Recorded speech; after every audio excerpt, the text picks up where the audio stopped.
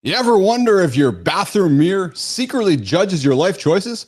Well, it turns out it might, and we've got proof coming up right now, today, this morning. We're getting after it. Get up, get out of bed, don't hit the snooze button. We go live right now. Morning to the Live with Keith and Friends starts right now.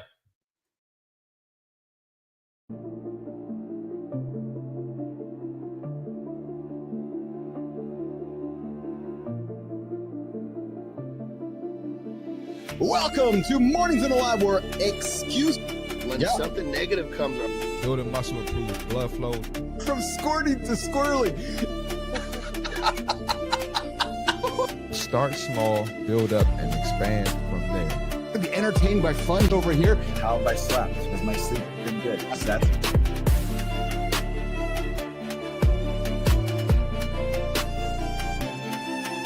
Regret doesn't come from breaking the rules, you guys.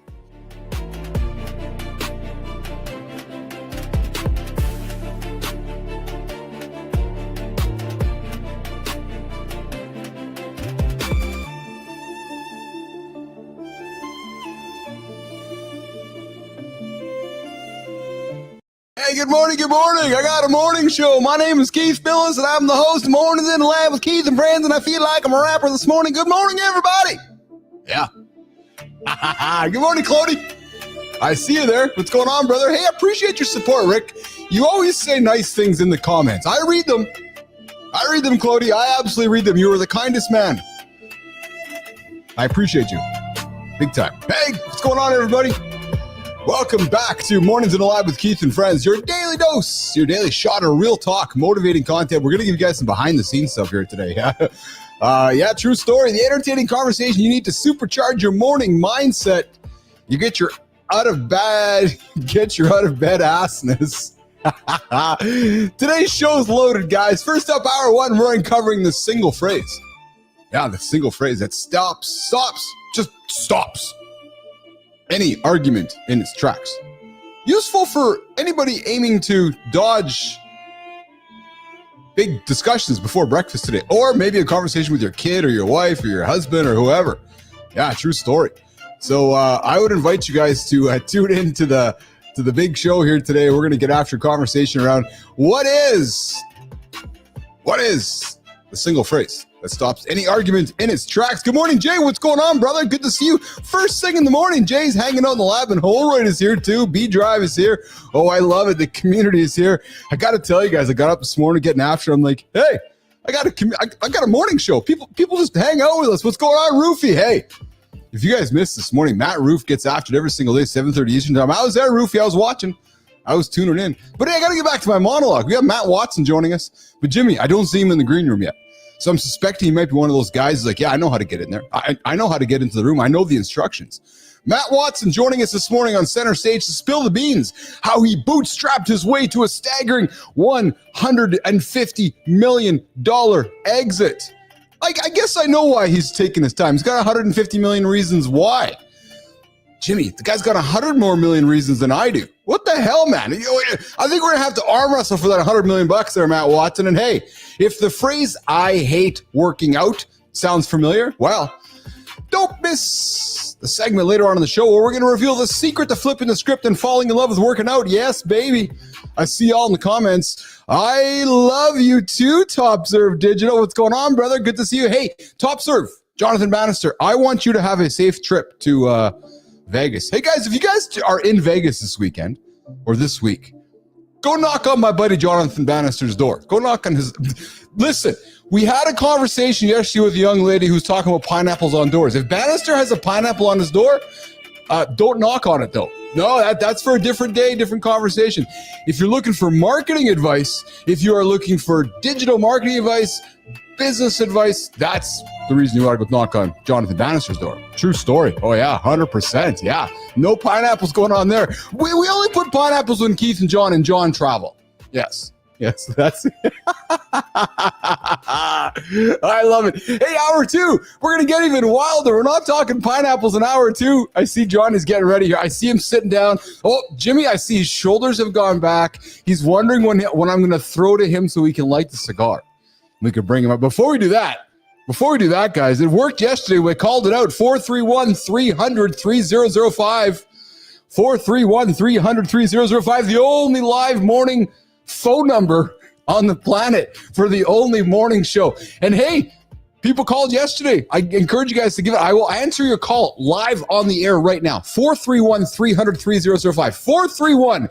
431-300-3005. I'll answer your phone. Hey, Jim O'Hara, M&M poster, super happy? Yes, I know. You know, there's Jim. Did you fail? I think you failed spelling, because the way to spell gay is G-A-Y. Yeah, that's how you say. That's when you want to be happy. That's how you spell it. Super. So, Jim, I would encourage you to go back to spelling class to learn how to spell gay. True story. Yeah, 100%. All right, first up in hour one. What's up, Lady Drew? I see you there. Hey, bro, let's talk to uncover. Oh yeah, kindness rising. True story. Where's bears on arms? Jimmy, let's bring in Johnny. I'm just gonna keep rambling away if we don't bring the boy. Bring up the boy. Bring up the big man from another mother.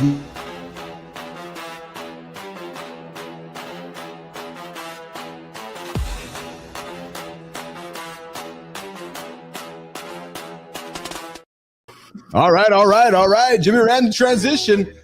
Quick question, brother. Yeah. Is there such a thing as spelling class?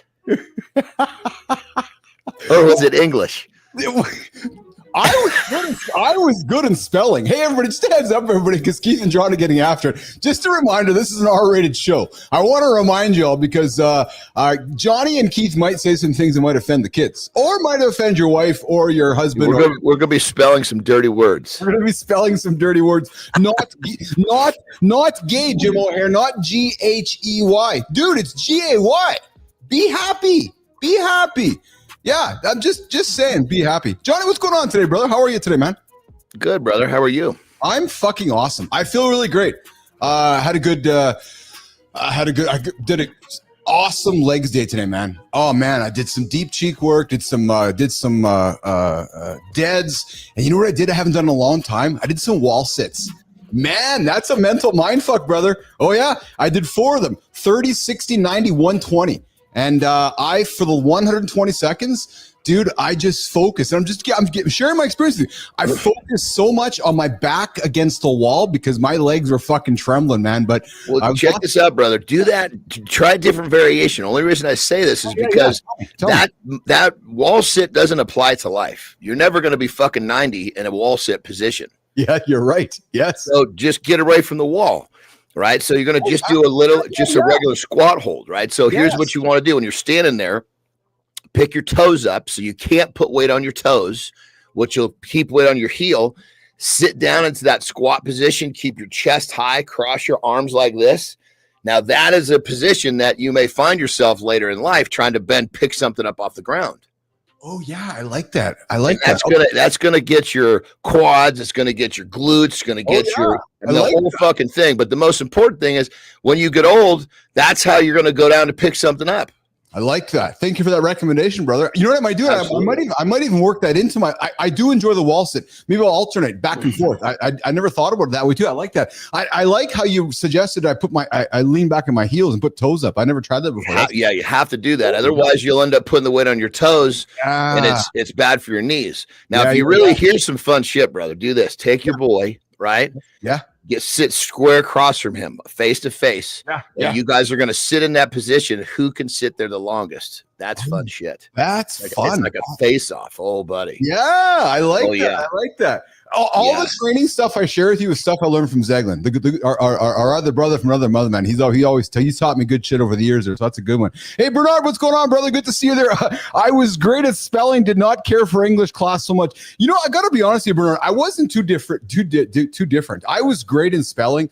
I struggle with philosophy, Johnny. I knew you were great at it. You know why? Because my teacher always believed philosophy was right or wrong. I'm like, yeah, but how is that? Or the idea of art? Because art is subjective, and I think I'm a creator and I'm an artist, and because I think it's nice, I mean, you have to think it's nice. This is fucking crazy, dude. I swear to God, sometimes you bring stuff up. Yesterday I was on a podcast and I had an epiphany about why philosophy epiphany about why philosophy came natural to me, right? Yeah. Because when I was young and I was trying to find my way, I learned to do things. I was a problem solver. I learned to solve problems my way. Well, philosophy is just a different way of thinking. Yes. And so I developed my own philosophy of how I had to get through the challenges in my life before I ever got introduced to philosophy in college. Oh, I love it. Hey, Dev, what's going on, Dev? I see you there in the comments. Soul Rebel, I see you there. No, this is not Goldberg. It's better. Now, we couldn't afford Goldberg. Instead, we dug into the pockets of the big anals of the Mornings in the Lab budgets and got John Anderson instead. Much better than Goldberg. Yeah. If you want to watch Goldberg, go watch last couple Saturday nights live there, and you'll see him wrestling. We got Johnny Anderson instead. I'll tell you something, man. I was talking with somebody on the weekend about what our kids should be learning in school, and I got to be honest, man. I keep bringing you up. I'm like, in the world of AI and unlocking knowledge, we need to be learning philosophy, because philosophy teaches critical thinking. Philosophy teaches us to think outside of the box and think differently. So we're never going to have as much knowledge as these agents and these AI are being built. So your ability as a human to sit in front of that agent and have a philosophical discussion. It's a philosophy of life that we need to be taught. Yes, absolutely. Yeah. Absolutely. Hey, guys. Yesterday when we were talking about addiction, I got kind of sidetracked with the discovery. Dude, we got at some point, well, I got to talk to you about this. My food noise turned off like a fucking light switch. Well, hey, listen, I think it's in today's show or tomorrow's show. We're digging back into peptides. It might be in the morning focus today, or it might be back into, I can't remember. I have it in front of me. Dude. Later today or tomorrow, we're gonna talk a little more peptides with you, brother, for sure. Yeah, I was gonna say, because this is like this is something that we've both dealt with our whole lives. And it's crazy. Pretty rarely do I go, holy shit, some sort of an agent or a supplement or a dieting practice has just made a huge change. Yes. And this did it. Unbelievable. That's awesome. Well, I look forward to learning about that and learning more about that and talking about that. Hey guys, you ever wish you had a magic phrase to instantly stop an argument in its tracks? Well, today I've got it, and we're going to share it with you later on in the show. And in many ways, it's, I would say that John taught me some of it was his idea of reacting instead of responding. Responding rather than reacting. Yeah. I know. Yeah. I was getting backwards. Yes. Peptides coming up. Peptides coming up later today in the show. We're going to lean back into that. And guys, we're going to continue to have the conversation around peptides because the information is floating out there. And we have the human experiment right here on our show. One of the co-hosts, Morning the Lab with Keith and John here. And he is a human peptide himself. So we're going to talk about peptides along the way. Kindness Rising, Soul Rebel Dev. Yes, check it out. Stick around and you might be surprised what brought you here. What's up, batshit crazy? Good to have you in the lab here this morning, brother. And Jimmy, I see Marty here hanging out in the back. So when Marty's ready, we can bring him in here as well. And hey guys, just remember, I invite you to call the show 431-300-3005.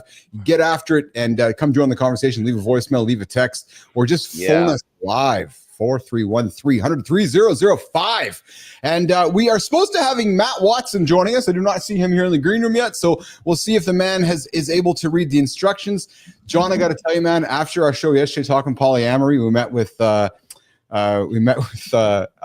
Rachel yesterday, after Dr. Rachel Meyer yesterday afternoon. Man, she was jacked. She had a lot of fun on the show yesterday with us. Yeah, she was. I mean, the thing that was really interesting about her that I liked is that she just kind of, of course, everybody's thinking it's going to be a big sex talk. Yeah. Sex was just kind of the outskirts of the conversation. Yeah, that's exactly it. It's exactly what it was. And I thoroughly enjoyed getting to know her after. I loved her energy, and I invited her back. I said, hey, I'd love to have you back sometime, and maybe there's some ways we can find some ways to do some collaboration as well. So I see Matt Watson in the green room there. I see him on the horizontal. Jimmy, do we have him on the vertical yet as well, or is he okay? Good. I see Matt logging in as well, guys. So hey Johnny. So Matt Watson sold his company for $150 million. No shit. That's three times. That's three times what you did. That's fucking crazy. Fuck, I might have to arm wrestle him today. I love it. That's pretty good, man. Yeah, he started his first company. He sold it. But real quick, a kudo to you. And I always tell when I talk about you. Yeah. I say this nutty little son of a bitch created and sold a fucking social media company for $50 million before social media was even popular. True story. Yeah. Yes. You know what? If that's not a fucking challenge, I don't know what is. Well, you know what's funny? I got to tell you, I don't believe in regrets. I don't believe in those ideas. I believe in learning. I will tell you something though that I've kind of reflected upon in life though, Johnny, is that built my company, sold my company.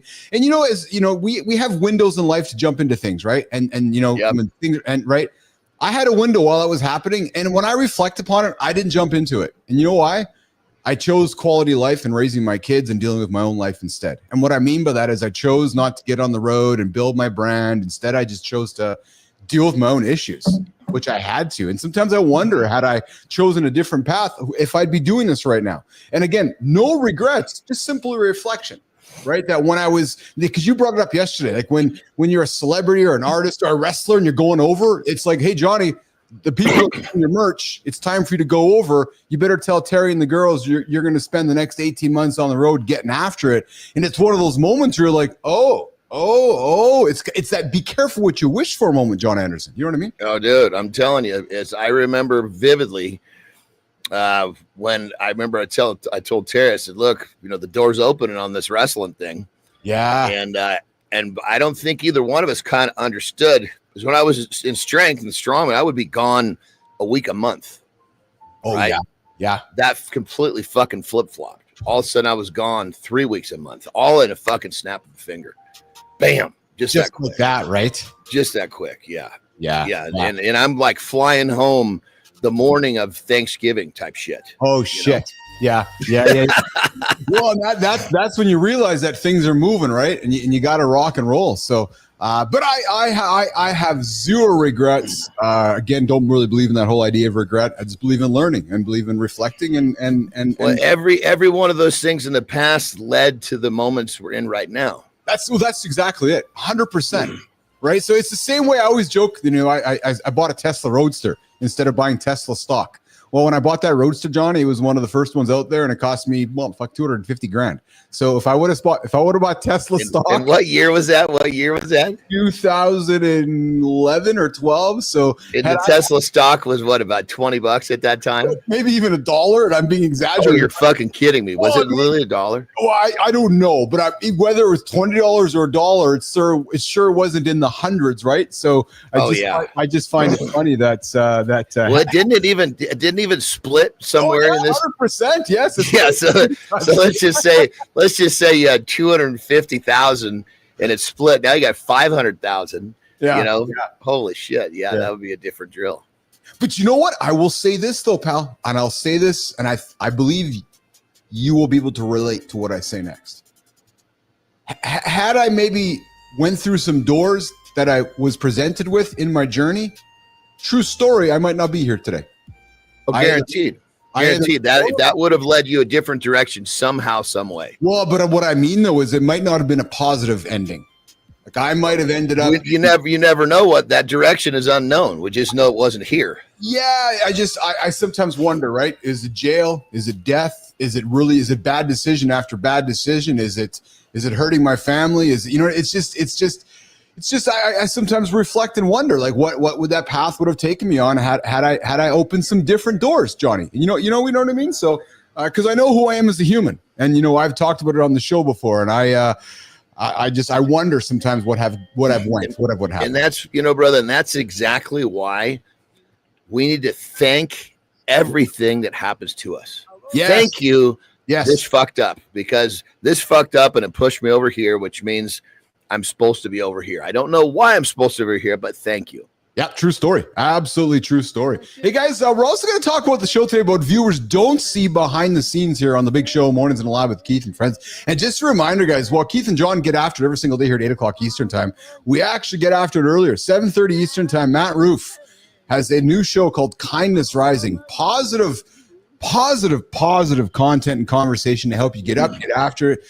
He celebrates kind humans, kind businesses, nonprofits, charities, the companies that often I'd say are on the shoulders or on the outside that maybe sometimes don't get the attention that they deserve. Well, there's one guy who's getting up saying, I'm going to give you the attention you deserve. His name's Matt Roof. So I really invite you guys to tune into Kindness Rising right here on the network on Mornings in the Lab, and as well as the Kindness Rising channel coming up here. Hey, Linda, I see you there in the comments. Thanks for stopping by the channel. I invite you guys to subscribe to the channel, like it, tell all your friends about it. We go live here every single day, live conversation. We talk business, athletics, AI, peptides, performance, lifestyle, content to help you get up and get after it. We got Matt Watson joining us here in a few moments. Jimmy, is Matt ready to go? Should we bring him in? When you're ready to go, Jimmy, we'll bring in Matt Watson. I see him figuring it out there on the back side there, Jim. Johnny, what do you got? Are you taking a day off today in the gym or what? I am. It's you know, it's. I know. I've really come to a good spot with. I used to get up. I'm like, fuck, I don't get to train today.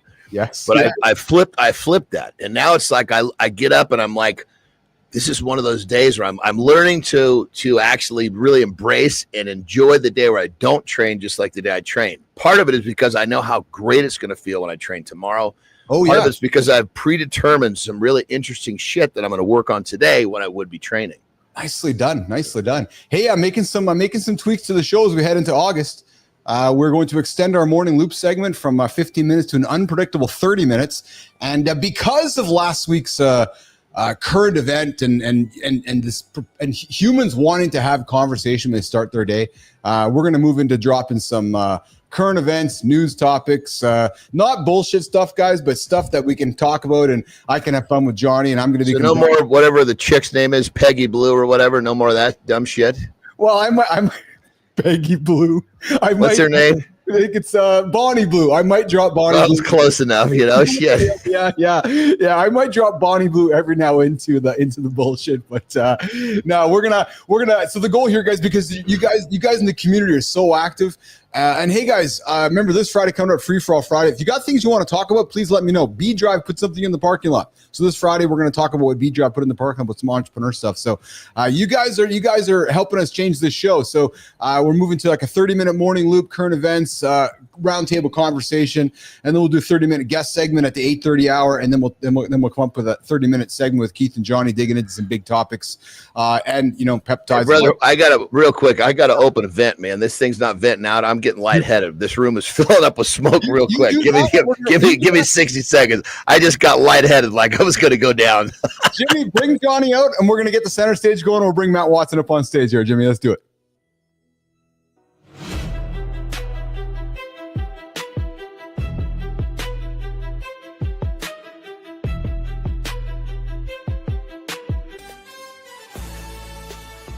What if the most successful entrepreneurs aren't the ones with brilliant flashes of inspiration, but those who master the art of building something meaningful, one decision at a time?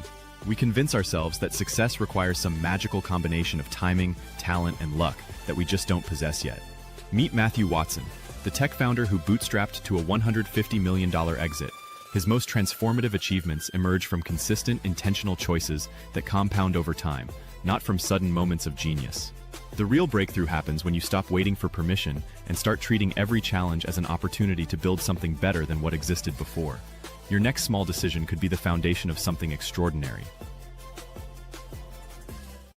Nation, we're bringing in the man of the hour. Matt Watson sold his company for $150 million. I'm going to arm wrestle him here today because he did 3 times more than I did. So what the hell's going on? Matt Watson, thanks for joining the show today, brother.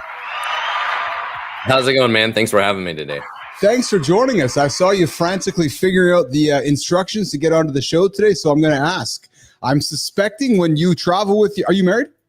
Yeah, married with 5 kids. Oh!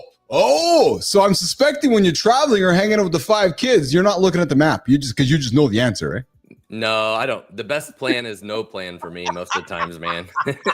I love it. I got to tell you, man, it's been a social experiment, Matt, bringing men onto the show because there's 3 men. The guy that reads the instructions, the guy that just shows up and says, yeah, I know how to fuck to do it. And then, oh my God, it's actually a little more complicated than I thought. And then the guy that's like, I'm not asking my wife. I'm not asking for help. No, I'll just figure it out. And then there's the other guy just fucking ghosts altogether. He's just gone. All together. So, but guys, what if I told you that the biggest problem in tech isn't finding developers? It's that we're turning brilliant minds into expensive typists. Today's guest sold his first company for $150 million after starting it in his basement at 22. So what, you just a bored 22-year-old kid there, Matty, and you're like, I'm going to go start a $150 million company or what? How did this all start, Matt Watson? Well, I've always been a problem solver. People come to me and say I have problems with, computers. I need to build this thing. I need software to do this thing. And just always been opportunist, always helped other people. That's how I met the guy I originally started for my first company with.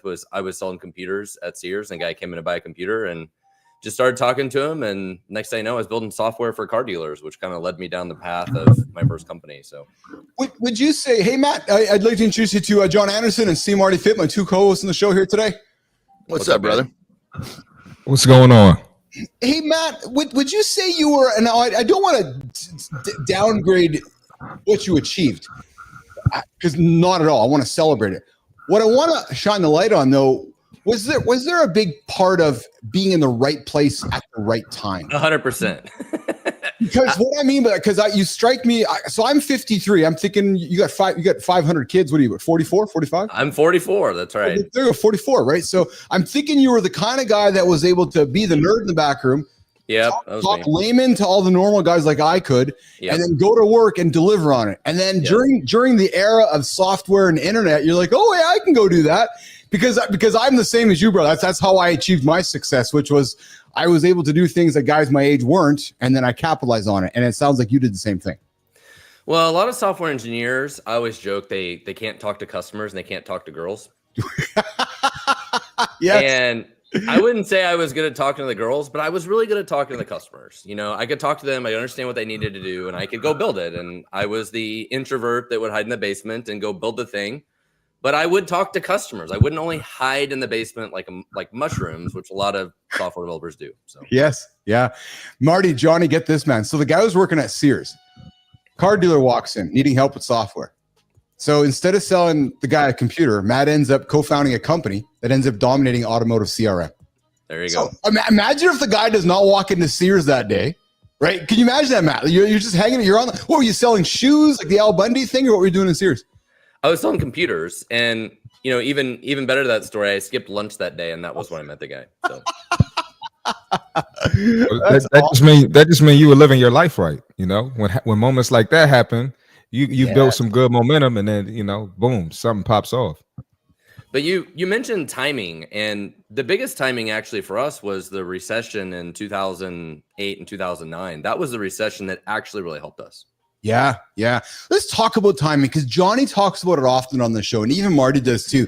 You know, Johnny prided himself as he was going through his fitness and bodybuilding and strength career with always being ready, so that when he was called upon, it was ready to go. And I see you nodding viscerously with a smile on your face. Lean into the idea of timing and always being ready, Matt. Yeah, 100%. I mean, in 2008, when Chrysler and General Motors went bankrupt, that was the same time that the car dealers stopped spending money on TV and radio and all these expensive forms of advertising, and everything moved online. And at that time, we had the perfect product to help the car dealers sell cars online. And so we happened to be at the right place at the right time when the economy tanked, and we had the product at the time that the market needed. Yeah, no kidding. Johnny, Marty, questions for Matty? 100%. I mean, you just if you hadn't had that in your palm of your hand and you had to develop it, you would have not hit that window just perfectly. Yeah. It was like, what Keith was saying in my career. If I was always ready to compete, I was always ready for a photo shoot. There was always going to be somebody that got hurt or that wasn't ready, and they knew they could call me, and bam! So I gained so many opportunities from that. Unbelievable. Yeah. Hey, you're hanging out with Keith, John, Marty, and our guest, Matt Watson, this morning on Mornings Live with Keith, John, and friends, getting after it every single day here. Hey, Matt, so I got to ask, man, so you started Vin Solutions at 22. You come home that day after having lunch with the dude who you convinced to go into business together. What was that conversation with mom and dad like? With mom and dad? Yeah. I don't think I ever told them. Oh, you just started doing your thing, and next thing you know? Yeah, I mean, I wasn't living with my parents at that time. I was married and lived on my own. And I was just doing my own thing, man. That's awesome. So then you're still going on your way though, and you're living on your own. You're married. You're having kids, and the next thing you know, you wake up and what? You called your parents like, yeah, I just sold the company for $150 million. Well, actually, my first employee was my dad, so I actually hired him. Cool. Actually, it's probably one of my favorite things about this story is he worked for that company for 17 years that I started. So it was very cool. Talk about that. Talk about hiring him and talk about that dynamic change you guys had in your relationship.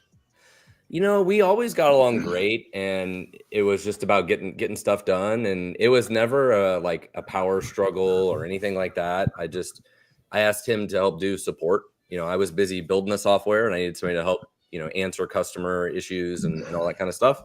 And he just slotted right in and did the work for 17 years, long after I left. After we exited the company, he stayed there and never had a problem at all working with my dad. It was fantastic relationship. Now, that said, I tried to work with two of my sisters, and that was freaking awful and had to fire both of them. So, And then what about your kids? How old are your kids? my oldest is 16. Okay. And do you see a day you'll be working with your kids one day? Because I know you've exited, so you're doing a new thing today. Do you see yourself working with your kids? I'm trying to get him to do it now. You know, he even wants to go do computer science, and he's taking an entrepreneurship class in high school. And I keep telling him, like, man, you come work for me for a week or two, you'll learn more than you're going to learn at school. But, you know, I think he's never had a job, and he's, you know, he'd rather watch YouTube all day, which I think is the problem with this whole generation. Interesting. Hey, we want this next generation watching YouTube, so they can tune into Mornings in the Lab here every single day, 8 o'clock Eastern time. The only morning show to help these guys get their ass out of bed. Hey, Matt, here. So yesterday we were talking purpose with our guest, Rick Meck was his name, actually, from the Purpose Company. So I'm going to use a little metaphor with you. On a Friday, you sell your company for $150 million. You have your purpose. Monday, you wake up. Are you lost? Yes, lost. And I'm serious, because I've been there with you. Talk lost. Lean into that.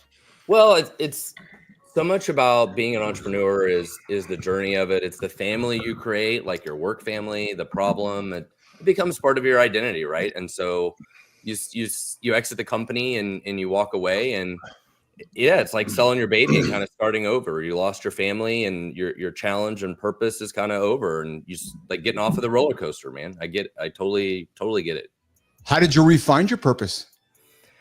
It took a while. It took a few months, and you know, after I exited my second company, I didn't do anything for like a year, and it definitely kind of weighed on me. And when I started doing the new thing that I got into, it really energized me again. It really did, having a purpose and a team, and like we were going to go do something. And I think most of us need a purpose, man. We need a purpose. Yes. What's your purpose today, Matt Watson? You know, trying to be the best father I can of 5, and the best husband, and you know, caring more about my employees than my own personal success. Right? If I take really good care of them, I think it is super important. I have over 300 employees that work for me, so you know, just changing the perspective of trying to do better for all of my employees, and I kind of come secondary to them. It's pretty cool when you have a bunch of people you're responsible for, right? And what I mean by that is that there's this feeling of your employees, you're feeding the families, you're putting food on the table, they're having kids. And it's hard to describe for somebody who hasn't been part of that, but there's a really cool, fulfilling feeling, isn't there, Matt, when that happens around you, isn't it? Absolutely. And, you know, over my career, I've probably one of my favorite achievements, more than the money and the exits, is like I've helped create hundreds of jobs. Yeah. And changed a lot of other people's lives in the process, brother. Yeah. And statistically, they say like the 300 employees I have today, they're all in the Philippines. Every one of those jobs actually creates 2 or 3 more jobs. Yes. Because and our employees are extremely high paid software engineers. And so, you know, that helps, like, you know, build houses and buy food and all the other things, right? So these extremely high, well-paid people create 2 or 3 other jobs in those communities. So that's a really cool feeling. Hanging out with Matt Watson. Hey, Matt, just a quick comment with you. So my first business I built remote, a complete team, 500 people around the world, globally, all over the planet. As I'm building this one, I'm leaning into the great work culture, the great humans in the Philippines. Quick comment on the incredible humans in the Philippines, Matt Watson. The true story, man. I mean, they're some of the nicest people in the world. Yes.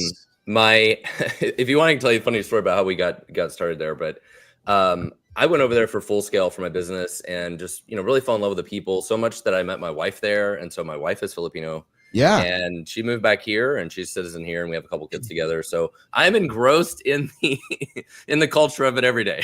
That's awesome.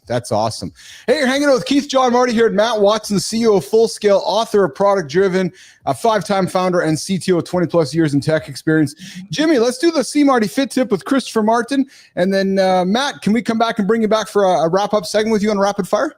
Sure. Let's do that. So I'll do a quick break with Marty, Johnny, so Jimmy, and then we'll come back with Matt, and then we'll get to the lifestyle tip with John Anderson right here this morning on Mornings in the Lab with Keith and friends. Let's do it, Jimmy.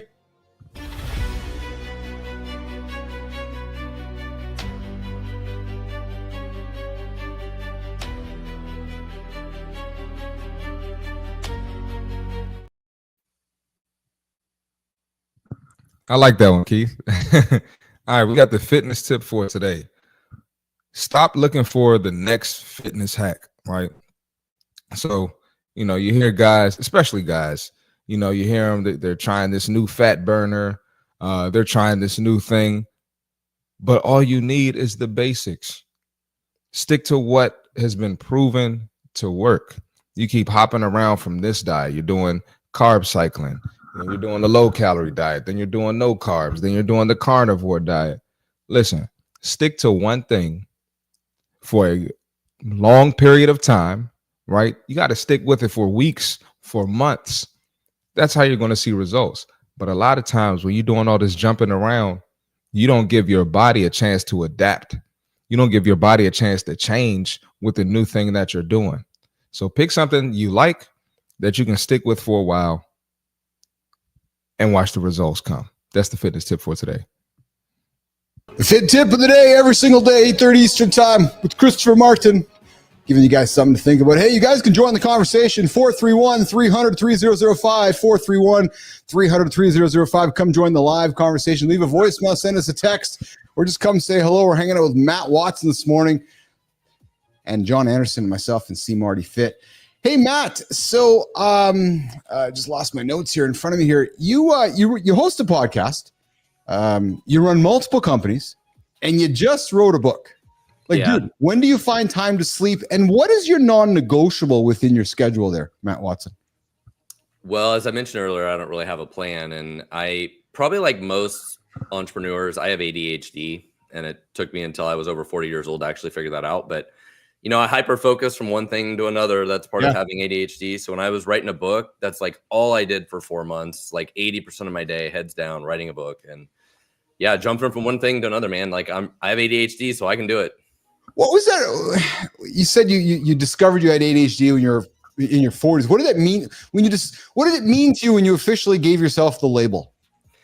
You know, like a lot of people, I think I diagnosed myself from watching too many TikTok videos. Yeah, I think we all did. And I think we've all just, I got to be honest with you. I sometimes struggle a little bit with the label of ADHD because it seems like everybody has it now. Everybody's on the spectrum, right? And actually, a couple of my kids have it. My wife has ADHD, but different kinds and on the spectrum. But I think for me, it was just more about recognizing the patterns, you know. That's what it is, isn't it? It's and myself, John and Marty talk about all the time. You know, Johnny would talk about his OCD, and it's actually recognizing patterns. Yeah. Well, and these things are actually strengths. Yes. Just once you understand them, you can use them to your advantage. Well, and I thank God I had all this shit, you know, and whether it's self-diagnosed or not. Okay, I self-diagnosed a way for myself to kick ass way beyond the average. I'll take it. Whatever the diagnosis is, call it what you will. Yeah, I think the hardest thing in life is self-awareness, right? It's self-awareness of your behavior and your quirks and disorders. We all have something somewhere on some spectrum, I think. But for me, it was just understanding that and being real with myself. So my wife will ask me, you know, a question now, like, "Oh, are you going to go through the kids' homework when they come home from school?" And in the past, I would lie. I'm like, "Yeah, sure, I'll do that." But now I'm like, there is no way I'm ever going to do that. I hate doing that. Let's just be honest. I'm not going to do it. My ADHD is not going to allow me to do that because I don't want to do that. So I'm not going to lie about it anymore. So what it actually sounds like you've been comfortable doing is, and we talk about it on the show all the time, is learning the power of no. Because I know because we always say yes, especially to our wives, right? So you're like, well, actually, no, because this is not going to happen. That's actually a big part of my book. Well, you know, I'll tell you, I found that one quick, man. You know, if I said I was going to do something, I didn't do it. It totally broke down, bro. I was trying to teach in the house, so I was happy to. I can't answer that right now. Yeah. Yes, and it's okay. I might not say yes or no. I'll just basically stay in the middle. Yeah. Hey, Matt, B-Drive, Bernard, ears up for this question. Matty, you've built companies with and without venture capital. For our start, and so I did mine. I bootstrapped mine along the way as well. So for our startup founders listening, and we got somebody in the community here who's looking to raise. His name is Bernard. He has a bee business. Matt, what's your honest take on raising money versus bootstrapping? Well, my first advice is it's usually easier to find customers than it is to find investors. And so many people will spend months and months chasing money, where if they did just stay focused on like, how do I generate revenue and chasing customers, they might have got where they needed to go anyways. But I think the other thing is people commonly trying to raise money to solve problems they don't know how to solve, and money doesn't usually solve those problems. That's well put, brother. That's really well put. And I think too, Matt, what's happened with this raising money is that tech and the media and culture has perpetuated this glory around raising money and achieving status on paper because of what you've raised, but you actually haven't accomplished anything yet. No, and I think, of course, it's totally different the type of company you're building, right? Yes. Like some if you're building Uber, you're like, I'm going to have all these legal things and scale and problems. I need to raise a bunch of money. Versus if you're building some simple software or, Yes. gym or whatever the thing is, you might need a little bit of money, but it's not the same scale. And you almost really have to operate like you're not going to raise any of the money. And I think the biggest challenge is a lot of people start a company and they're like, I'm going to quit my job. So now I need to go raise money just to pay my own salary. And nobody wants to pay for that. No, exactly. And investors don't like that either. No, hell no. But Nobody in their right mind is going to invest in that. But what great advice, though, Johnny Marty, go spend your time finding your first customer. Yeah. Instead of wasting your time finding the first guy to say, hey, give me 50 grand or 100 grand because I'm going to go try to make you money. And to support that, once you've actually found customers, it's going to be a lot easier to get somebody to give you money because you've already got the wheels turning. Yes. Well, it's an even bigger problem, guys. Like, I think most of you guys are entrepreneurs. You understand that the hardest part of any business is the sales and marketing strategy, right? It's not building the product. Building the product is hard, and I'm a product guy, so building products for me is easy. So naturally, it comes easy to me. But in any business, at any stage, it's always about sales and marketing. So if you don't know how to find customers, you're just dead to begin with. Yeah. It's funny how sales, don't you find it intriguing, Matt, sometimes where sales is poo-pooed, yet at the end of the day, without sales, there's actually nothing in a business, like nothing at all. There's no HR, there's no operations, there's nobody getting free lunch, nobody else, if there's nobody selling anything, but yet it's so often dismissed. 100%. If you don't have sales, you really don't have anything. Yeah. So Bernard, I hope that's helpful for you. Some good advice this morning from Matt Watson. Let's go get some customers, and then we get those customers, get that revenue coming in, and that's going to turn into some positive activity in the business. All right, let's do this. Let's go to some rapid fire with Matt Watson. Matt, biggest red flag in a developer interview? They're not thinking about why are we building this. They just care about the code. They're not asking why. Why are we doing this? Why did we choose to do it this way? Is that a question not asked enough? The why? It's 100%. And actually, on my new book, it's like on the cover of the book. Yeah. We'll get to your book in a second there. Hey, tabs or spaces? Tabs. Oh, yeah. There's a little tech nerdy question there for you, brother. Most overrated programming language? I'm going to say Ruby. Ruby on Rails. I knew you were going to say it. If you weren't in tech, what would you be doing? I might be like some kind of other engineer, service, handyman sort of thing. I like building stuff with my hands. Yeah. Best city for startups not in Silicon Valley. I'm going to say Kansas City, man. That's where I'm at. Kansas City. The Midwest America. It's cheap. Just straight south of me. Hey, I'm north of Winnipeg, just straight up the 83 north of you. So one book every founder must read besides yours. What's crazy is I don't read books, even though I wrote a book, but I'm a big fan of Rework and Traction. Like Gino Wickman's book, Traction, I would highly recommend. Interesting. And Matt, what's the number one mistake founders make when building their first engineering team? Not having the right leadership. They don't have leadership. What does leadership mean to you? Well, you've got to know what we're building, why we're building it, somebody that understands the strategy, the architecture, some of the higher level stuff. So if you just hire a couple software developers, it'd be like hiring a couple carpenters, but you don't have somebody at a higher level that has the strategy of the design and architecture. Really, you're going to struggle. Yeah. And Matt, if you can go back in time and give just one brutally honest piece of advice to yourself before your biggest success or your failure, what moment would you choose? And what would you say to change that perspective or that outcome? I would probably go back to after I sold my first company, and after I sold that company, I would probably give myself advice that maybe I should have retired. Or I think really the key advice was not to invest my own money in things. to protect that nest egg a lot more than I did, not spend the money as much as I did. Oh, interesting. Why? So what would you have done? Spend somebody else's money? Well, you can probably relate to this. After you've had an exit, it's easy to write the checks. If you have problems, you can write checks to make the problems go away, but you don't solve the problems. You throw money at the problems. Yes. And you're throwing your own money at the problems, which is super dangerous. It's easier to wire more money over and keep paying for things instead of solving the real problems or going to find other investors to pay for things. And so you can get yourself in trouble. Great advice from Matt Watson. Matt, how can folks find you, connect with you, buy your book, engage with you, do some work with you? Matt Watson. Yeah, follow me on LinkedIn. I have a huge following on LinkedIn. Just look for Matt Watson. You can go to productdriven.com, and I have a newsletter, and my book and everything is at productdriven.com. And my main company is at fullscale.io. Awesome. Matt Watson, How This Tech Founder Bootstrapped $150 million exit, CEO of Full Scale, author of Product Driven. Go find him on LinkedIn. Matt, thanks for hanging out with us this morning. Thank you. Thanks for having me. Brother. Pleasure. Thanks for coming, Matt. Awesome. Jimmy, let's walk Matt out. We'll do the lifestyle tip with John Anderson. We'll come back and get into the deep dive. Let's do it there, Jimmy. Roll after the lifestyle tip. All right. Marty's going to roll after the lifestyle tip as well there, Jimmy. Let's do the lifestyle tip, Jimmy.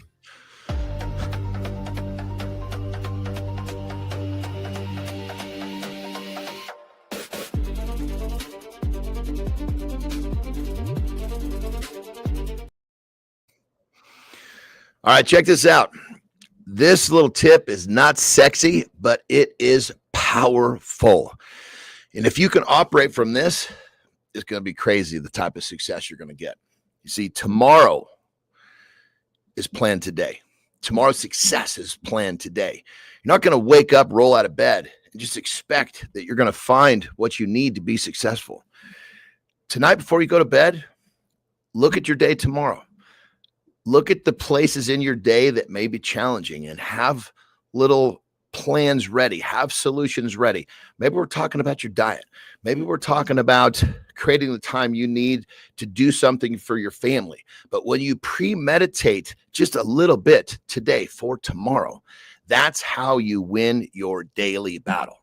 You see, the war of life has thousands and thousands of battles, and they're called daily battles. And if you can win your daily battle, you'll win the war of life. What is the war of life? That's your definition. That's your definition of success. So how do you win your daily battle? You plan to win your daily battle today for tomorrow. Look at what you got for tomorrow today. Tomorrow will go much better.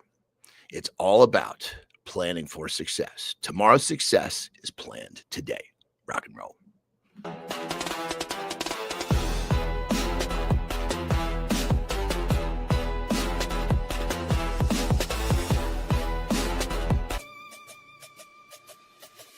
Ever notice how the calmest people seem to have the most intense energy underneath?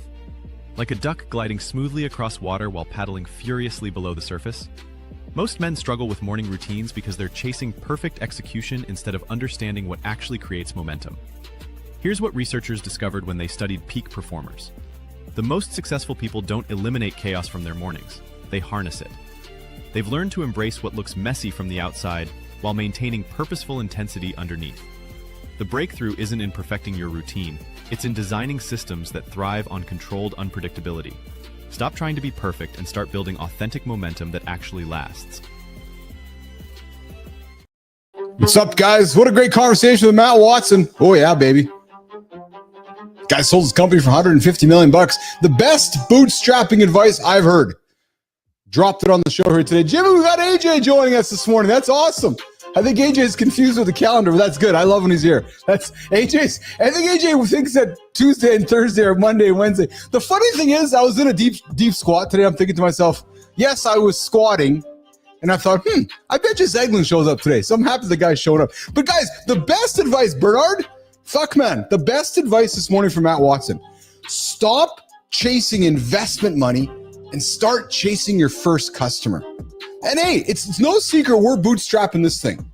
You know, and I'm actually glad that Matt reminded me to stop digging into my bank account. Thanks, Matt, because I've been digging into my bank account, just doing the cash calls and just trying to build this thing and having some fun with it. We got Johnny back here in the lab. But man, what great advice. Hey, Johnny, Go and chase that first customer instead of going to chase that first investor who's going to be on your ass, wondering how you're spending his money and wondering if you got and think of it as like a package deal. You know, if you want to get some money, prove your concept works by getting some customers, letting the wheels start to turn. Then you've actually got something to sell.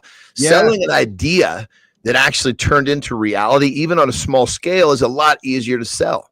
Yes. So go convince somebody that you have something worth buying, get that customer to cut you a check, and then you either say to yourself, I can use this check to grow my business, or I can use this check to have social proof to go to an investor one day. But Matt just laid it out well, man. I loved how simple it was. It's like you got one of two choices.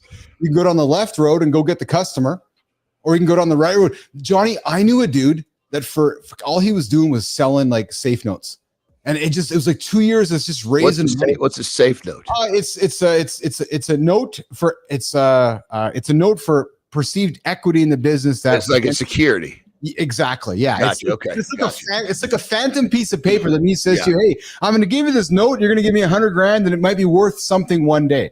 Right. Yeah. So he spent all of his time going and doing that. And then he comes to me a year and a half later going, hey, so do you still want to invest? I'm like, dude, you haven't got any customers yet. You're still selling safe notes. Like, fuck, man. A safe note's kind of like the dollar, isn't it? Well, you clearly don't have anything if you're just still selling safe notes. So great advice. If you guys are tuning in, I would welcome you to go back to that nugget itself. And Bernard, I hope you took something out of that and we can keep that conversation going. And Bernard, I'm considering a telethon type fundraiser concert on YouTube. Oh, well, Bernard, maybe we should do something together, man. We'll do a fundraiser with Keith and Johnny. And Jimmy, let's bring in the big man himself, AJ Zeglin here. Let's see him sitting there patiently waiting. Johnny, I think AJ's got his calendar backwards, but that's okay. We'll take it, baby. We'll take it. How are you, pal? Good. I thought I'd just take a shot again. I'm all. I love it. Saying last week, I'm gonna be all over the place here because we got guys just preparing to leave. This week, right? The guys that are playing in Europe. So they've been a little busy or a little early in the morning, taking up my Monday, Wednesday, Friday slots. So I'm just trying to jump on whenever I have a moment. I love it. I love it. Well, hey, we're talking about what viewers don't see behind the scenes here. I thought we could spend a few moments. And then actually, if you got some time, AJ, I got two topics for us. What viewers don't see as we're building this thing, my life, Johnny's life, your life. But then I found something on this. You hate working out. And I found maybe a secret for folks that hate working out, which might invite them to consider new ways to do that. But let's talk a little bit about behind the scenes, man. Let's start with you. I know our audience loves AJ Zeglin. I know audience loves to learn from AJ. What's AJ's life like behind the scene of Mornings in the Lab and behind the scenes of your world? Like, what time does your day start? How do you get after? What time does your day end? I know you have a busy family. Take a couple seconds and share, your world behind the scenes of AJ Zeglin. All right. Well, get ready to get very bored with the monotony in the schedule of my life. But there's comfort in that, man. There's comfort in that, and there's success in that. Yeah, no. Oh, yeah, for sure, man. It obviously it works for me, and I really enjoy it. But yeah, it starts every day at 5 a.m. That's when I get up. Yeah. Because I got to be at the gym for 6 to open the gym. So yeah, it's a 5 a.m. wake up call. I actually like getting up early in the morning. Yes, I actually prefer it. Like, I rather start a job at 5, 6 in the morning than start at 8 or 9. I just, I rather get up and get going and just be productive right off the bat. I feel it gives me energy and kind of keeps me motivated throughout the whole day if I'm busy early. And then, I'm at the gym, most days from about 6 till about maybe 2 or 3 in the afternoon. And then I'm usually at my clinic, working with people. And when I'm not doing that stuff, when I'm at home, man, I'm a homebody. I love being at home. I love being around my kids. I love being around my family. I love, I usually can't wait to get home every day. But when I'm at home, it's not overly exciting. I'm in the kitchen a lot, cooking. I love to cook. Like, nothing makes me happier than, it's going to be a weird thing, but I actually like getting home a lot of the times. And even if it's after a long day, like I could be gone 12, 13 hours. If I get home and no one's eaten yet, I actually kind of like that because then I just step right into the kitchen. I'm like, all right, what does everyone want for supper? Like, what are we having? Like, I'm cooking now. You know, I love cooking for people, and I love being in the kitchen. So, and then after that, it's just chilling out, getting stuff ready for the next day. Obviously, when you're working with people a lot, there's some preparation that goes into those things. So whether I'm trying to stay on top of programming for people in the gym or some stuff that I'm working on with clients for their mental health, right? There's a little bit of work sometimes on the computer, which I'll do, or on the old pen and paper. Yes. Write out some ideas and some stuff. And then, and then it's in bed, man. Like if I'm on the couch and it's past 9:30, I'm doing this, right? Like I'm doing the dad head nods on the couch where, Dad, you're falling asleep again. Oh, I'm not sleeping. I'm just, and then I'm in bed and doing it all again. So it's honestly not overly anything exciting going on, but I do love it. But it works for you. So, hey, the $1 million question from Keith and Johnny is, how was the stucco job this last weekend? Oh man, stucco job went great. I'll send you some pictures. Yes. It went great, man. Yeah, it looks sharp, man. I never underestimate, the what a good new stucco job can do to your house. That's awesome. I pull up. When we were talking about that, Keith was like, he slipped up verbally. He's like, I wonder how the septic job is going. I'm like, what? I'm like, wait, he's not doing a septic job. Hey, so Johnny, turn a light on you, brother. We've been doing this now for a little over a year, you and I together here and so forth. What's been the biggest surprise for you that you can share with viewers that they don't see, they don't know about this whole new morning routine, morning habit, morning accomplishment, morning show we're building together? What's something that you maybe haven't shared or have shared, but something you can share with our audience this morning? I mean, I think when we started doing our thing, it was, because when we first started off, I was coming for an hour, right? Yeah. And so what does that mean? That means I needed to create another hour in my morning. So my wake up time moved back an hour. Yes. That's what I started waking up, at 2:59 rather than 3:59. Lean into that, because often my experience is folks are like, well, I don't have time to do that. No. But you have time. You just have a priorities issue. So what that meant was that my schedule basically slid a little bit. So where before, 8 o'clock would have been my bedtime, but I always give that little window. I might be not in bed till 8:30ish. Because keep in mind, it's when I have these things in my life, it's not like they're so rigid that it fucks up my personal life. Yes, you know what I mean. It's not, the rigidity is, yes, it's 8 o'clock bedtime. But then really, if I'm going to bed at 8:30 or a little bit later, it's just that's part of, making sure that everyone's taken care of. Yes. Well, really, all I was saying was that basically then I kind of had to be a little bit more rigid, so to speak, or recognize that I needed to be heading for bed before 8 o'clock, which is kind of what I did. Yes. Yeah. It still surprises me that more leaders don't recognize the power of getting up and having a morning conversation, to own the conversation with their stakeholders. Because Johnny, by 8 o'clock Pacific time, you've accomplished more than most have. You've created content, you got content on the shelf, and you're showing up and having a conversation, and we're doing that. And Matt Roof discovered that when he started his morning show. He's like, wait a minute, I can start a morning show before 9 o'clock and I can get it all done. And I got this thing going, and I'm gonna say, yeah. And it's one of those things where you get up, get after it, and get it done. And then yesterday, Dr. Rachel Meyer, who's very complimentary, she's like, hey man, I understand how busy the show is, but I can only imagine the chaos behind the scenes. And yes, there is, but it's chaos that is largely camouflaged and masqueraded in structure.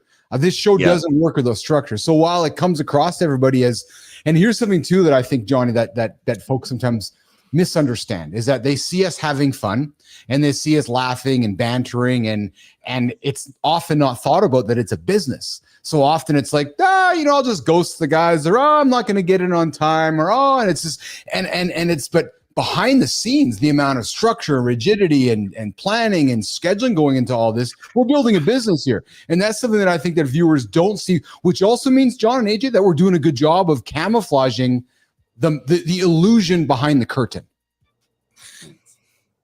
Yeah. You know, going back to one thing AJ said that I think most people tend to not realize. There's something about the human brain. When you get up and you get some shit done, you're basically, your brain's looking for more, and it looks for more all day. Yeah. And so when you get up and you're productive, like I don't have those days where I just do nothing. To me, I feel like it's torture for me. I'm kind of addicted to productivity. So every day I'm going to get up early, because it's like, when we don't have this on Saturday and Sunday, it's an opportunity for me to be even more productive with things that are not this show. And by 10 o'clock, I feel I'm already accomplished. And it's like, God damn it. My brain is like seeking, what else can I do to continue this amazing feeling? That's such a great point. On the weekend when I have this show, it's funny, man, because I got this 2 or 3 hours back. I'm like, there's sometimes, John, I'll sit down on a Saturday or Sunday, like by 9 a.m. So, somewhere in your world, where I'm like, I got all this stuff done. It's only 9 o'clock. Right. And AJ, I know you're smiling because I know you can relate to the same thing, AJ, because you're midway through the morning and you've accomplished so much more than some folks have. And it's not about comparing or pissing on those that haven't, but it just back to John's point that when you get in the habit of accomplishing things early in the day, man, does it feel rewarding and fulfilling. AJ Zeglin. Yeah, it just feels good. Yeah, and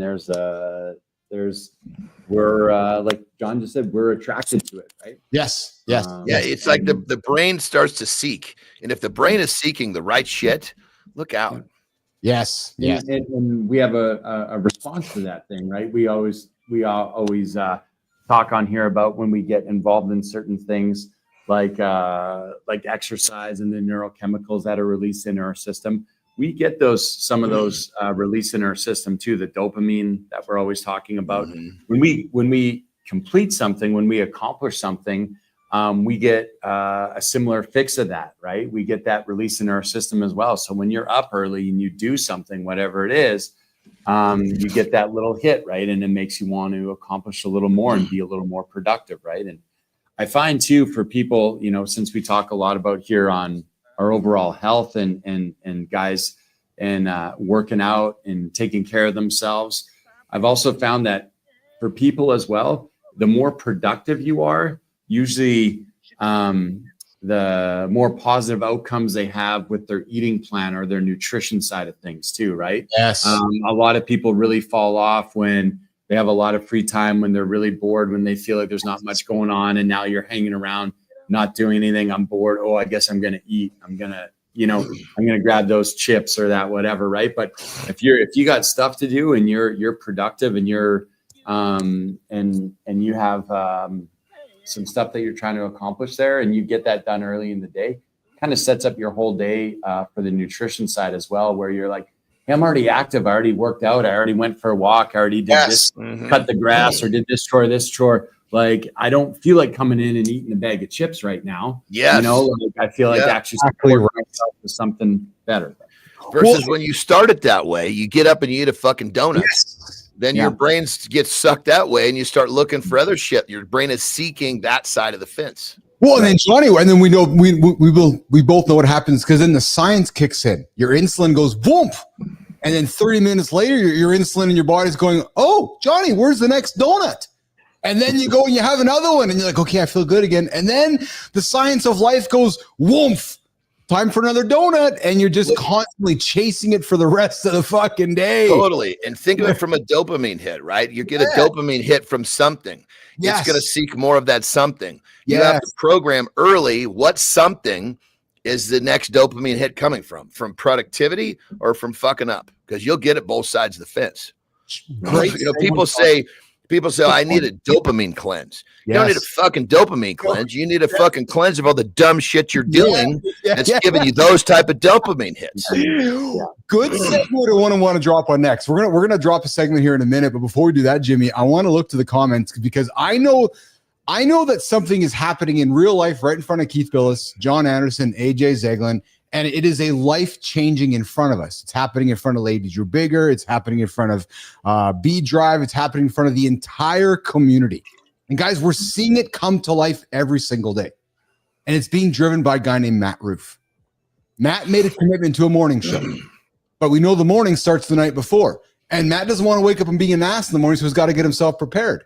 So now Matt, and I see his comment, this routine has changed my life. With just 1 hour earlier wake time, add system and routine, 1 hour equals 3 times productivity in my whole day. And guys, we know Matt fell down last Tuesday and he talks about it on his show. But I guarantee you that we're watching the changing of Matt Roof right in front of all of us because he's adapting positive. He's involved in a positive community. He's making positive decisions. And yeah, Matt might fall along the way, but he's involved in a great community. It's going to get him keep going in the same direction. But my point here is that positive decisions, positive awareness, start the night before, getting every single morning and doing it and battling the demons that are in front of him. Like some of us all have. So I love it. And Maddie, dude, we got your back. I know you got our back, but I love watching your change happen in front of all of us. It's very fulfilling for me. I know it's fulfilling for Anderson as well as AJ. So brother, you keep getting after it, man. But hey, I know there's also folks that hate working out that would rather go for the donut, Johnny or AJ, or rather go for the fucking Reese's. But then there's some people that don't know how to find something that works out for them. And I got to think there's clients that came to you, Anderson, and you, AJ, going, I just don't like working out. And you might say that, or maybe you haven't found what works best for you. Jimmy, let's run the clip and let's talk about it. What if the reason you hate working out has nothing to do with laziness and everything to do with fighting against your own nature? Groundbreaking research reveals we've been approaching exercise completely backwards, forcing ourselves into routines that fundamentally conflict with who we are. Scientists at University College London discovered that your personality type, not your motivation level, determines which workouts you'll actually stick with long term, explaining why some men thrive in group classes while others need solitude to succeed.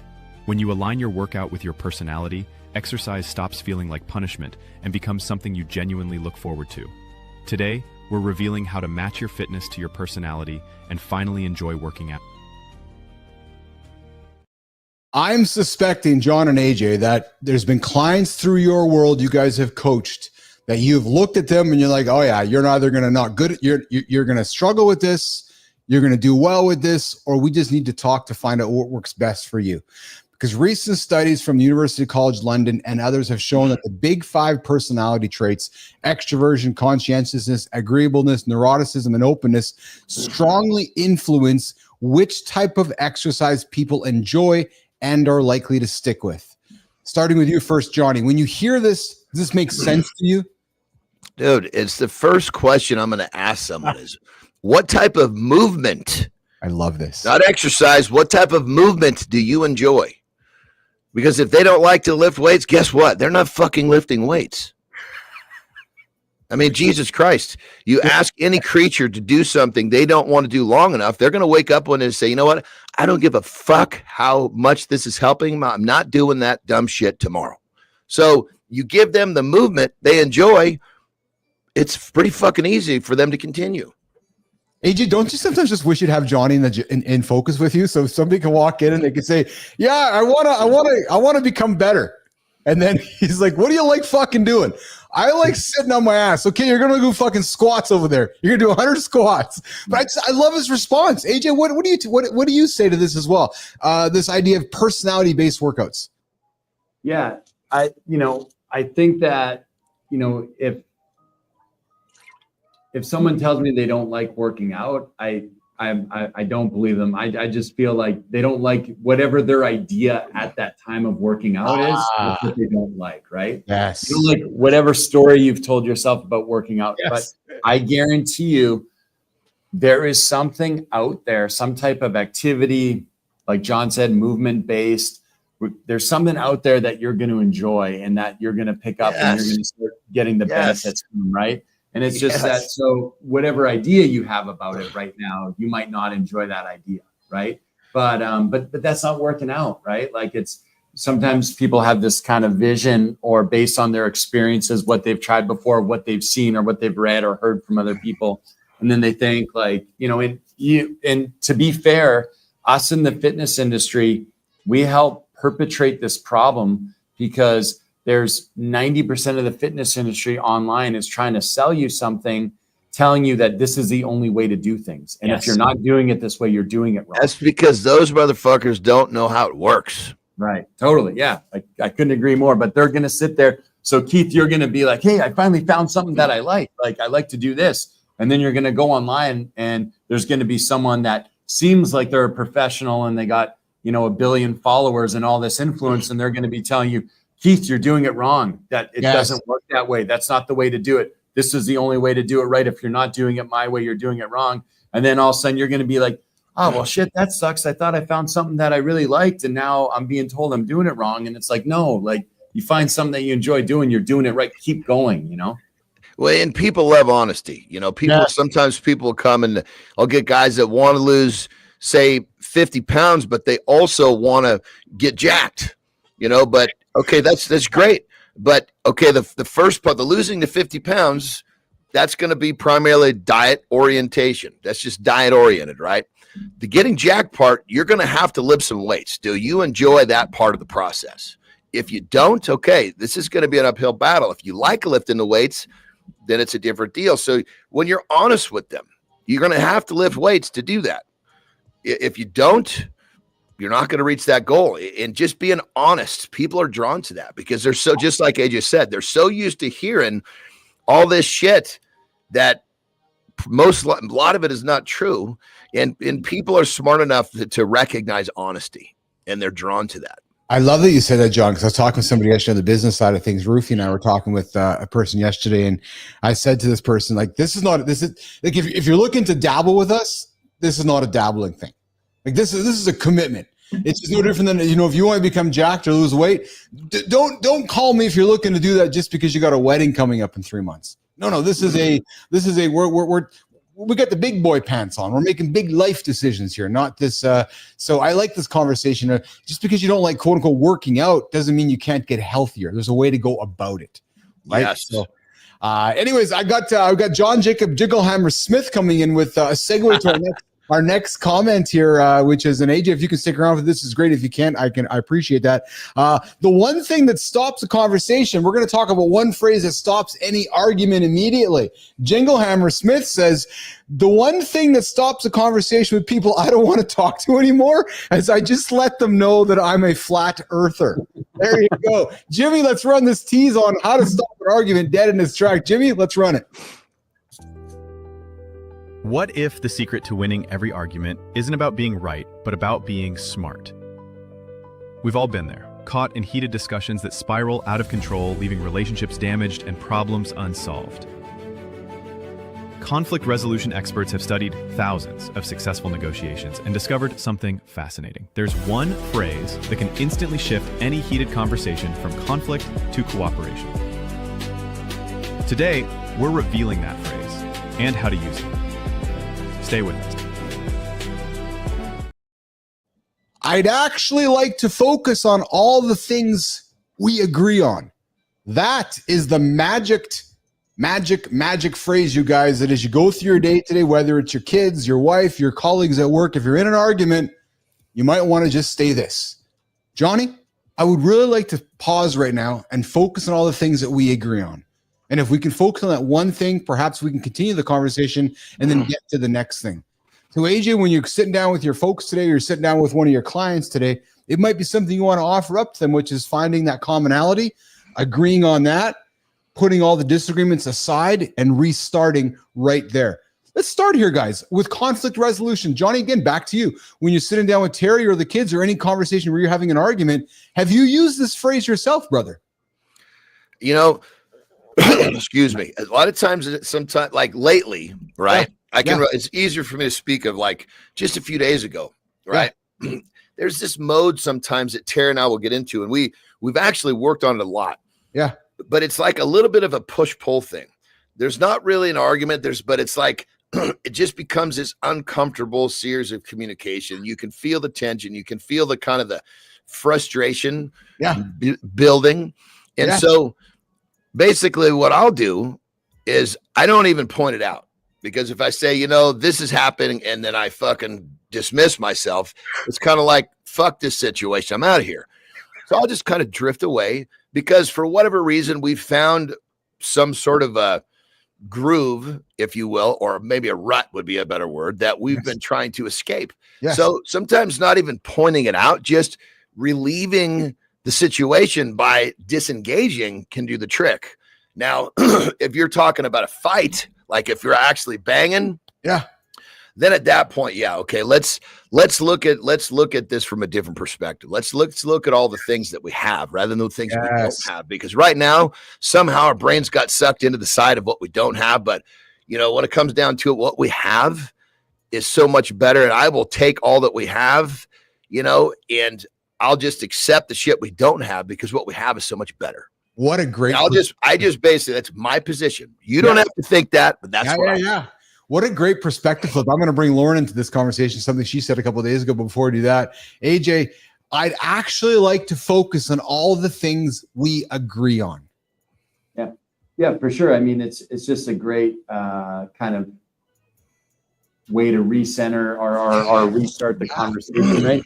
Because we all know that there are way more things that we have in common with each other, usually with anybody, right? Than there are differences, right? And we find that in every aspect of life, you know, everything that we compare to each other that are so divisive, where people feel so strongly, you know, what's one of the first things you do? Okay, well, you know, like, let's look at, there's more similarities in our stories, or more similarities in our experiences, or more similarities in the way that we think than there are differences, right? So why are we focusing on the tiny little difference and letting that control the narrative instead of focusing on, you know, 80% of the way that we think are the same? Let's start there, right? Let's get off on a positive foot. So it's I feel like it for sure makes sense. It's good advice, and I think we can find that in a lot of different areas in our lives, right?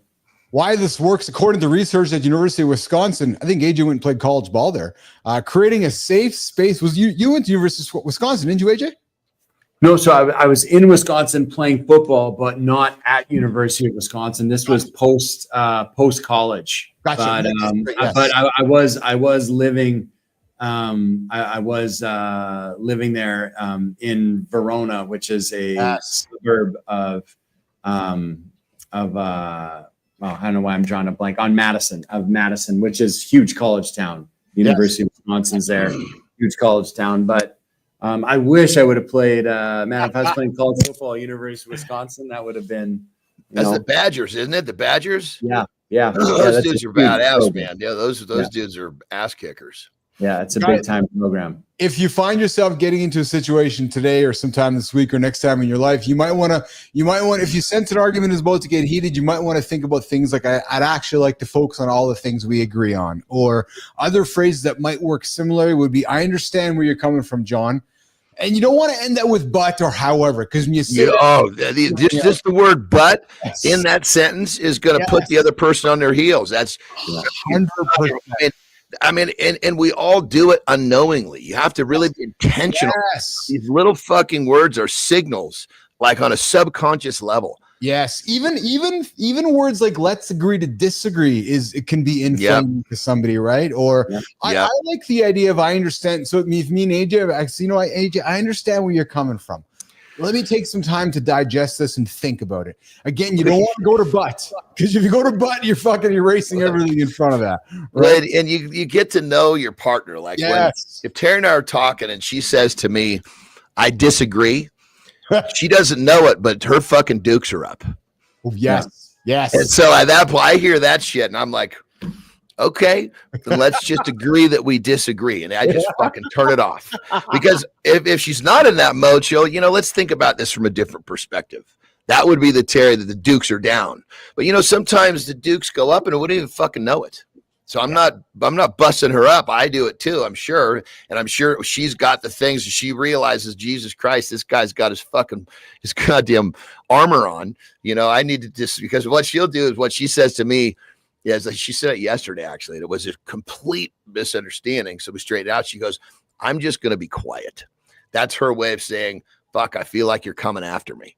And I'm like, oh shit, I'm sorry, baby. You know, I went up behind her and put my arms around her and, you know, gave her a kiss on the neck. I said, whatever I was doing, I didn't mean to do it. I know I can hear where you are, and whatever I did, I didn't know. So I'm sorry. And bam, just like a fucking fart in the wind, gone. The power. But I recognize her response was a reaction from something that I did. Yes. And I was just in fucking mode, man. I'm just, you know, and she might have asked me a question and I might have answered in a tone, not realizing. The power of I'm Sorry with John Anderson, Keith Billis, AJ Zaglin this morning on Mornings in the Lab with Keith, John, and friends, getting after it every single day, 8 o'clock Eastern time. Zaglin, I suspect you got to rock and roll, brother. We had you for 30 today. You got to roll? Yeah, I got like 2 minutes here. I just wanted to quickly add too on something to build off what John was saying, I think. And when we're looking at this, in the context of relationships, right? Where we're talking about with our significant other, we also got to remember, to focus on the things that are in common is a great way to help us also kind of put us in the mindset that we're not trying to win this. Yes. There's no winning, right? Like we get so caught up automatically and I want to win. It's like ingrained in us that we want to win this. We want to win this argument. We want to win this disagreement. We want to win this. Yep. And I know it sounds cheesy or cliche or whatever, but it's not really about that. If it's me versus you, it's not about, I'm not winning. So what? So if I feel like I somehow beat you into submission where you yield and are like, oh yeah, you're right. And I feel like, oh yeah, I won. So what's the prize? That the person that I love that's closest to me, that I made him feel like a piece of shit, like that's the prize, that's winning, like that's not winning. Right. And so it's really important that we understand that it is us against the problem. We got to be able to externalize the problem. We set the problem over there. Now it's me and you versus that problem. And, it's not a, it's a collaboration. It's not a compromise, right? You're on the same team. You're on the same team. Yeah, you're on the same team. And I think we give people this thing all the time of, where they're like, oh, well, it's just a compromise. Though that's relationships. You compromise. And it's like, well, no, not really. When we get into that compromising all the time, again, then we get into that like winning, losing type of deal, right? But if it's a collaboration, if it's us working together, so it's not always like, oh, I'm always compromising for my partner. They're always doing what they want to do. And yeah, it's just a compromise. And because then whoever's compromising feels like they're losing and you're stuck in that win-lose thing again, right? Where you collaborate and working together towards, how can us together work and overcome this challenge together? It's way more powerful. I have this saying, and I say I'm happy to be wrong as long as I get what I want. But in my relationship, that phrase goes a little further. I'm happy to be wrong if I get what I want, and what I want is peace. Right. Yes. And that was yesterday. I was like, I don't fucking. I'm happy to say I'm sorry. I'm happy to say I didn't even know what I did. Let's just go let's go connect and fix this. And it took 2 fucking minutes. And that could have turned into hours of whatever you want to call that fucking weirdo energy that floats around if it's not nipped in the butt.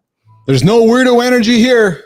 Only powerful energy every single day, 8 o'clock Eastern time. Myself, Keith Billis, John Anderson, and our brother from a different mother shows up. He's still figuring out the calendar. AJ says, "Go up, man." Hey, we got Emily the Bun Banka joining me in a few moments. But before we do that, we're going to get into some peptides conversation with Johnny, the human experiment himself. Zaglin, I love you, brother. Thanks for coming in today. Listen, do not stop doing what you're doing.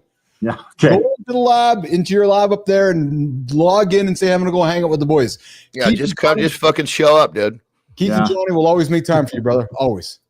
Well, yeah, you can join any conversation here. Yeah, 100%. 100%. No, I appreciate that. It might look like that for the next week or so, like I said, because we got some guys coming in on slightly off schedule or what their typical schedule was. It's going to be shifting here for the next week. So I might just, randomly show up with you guys, but I wouldn't I would never want to just feel like I missed a whole week with you guys. So I always we got to have you around. We got to have you around. Speaking of having you around, take care, brother. Have a good one. Andrew Huberman has been talking a lot these days about peptides. Are these miracle molecules the key to faster healing, aging for men? Well, we have our own human experiment, the guy who's living it and dealing with it, and we're talking about it weekly. We're going to talk about it regularly here on the show. Peptides. Jimmy, let's run the segment. We can have a conversation with Johnny about it. What if the secret to turning back time isn't found in expensive creams or extreme procedures, but in tiny molecular messengers your body already knows how to use? Every morning, men over 30 wake up feeling the weight of yesterday's workout a little longer, noticing changes they wish they could reverse, wondering if there's a smarter way to fight the clock without falling for another miracle cure.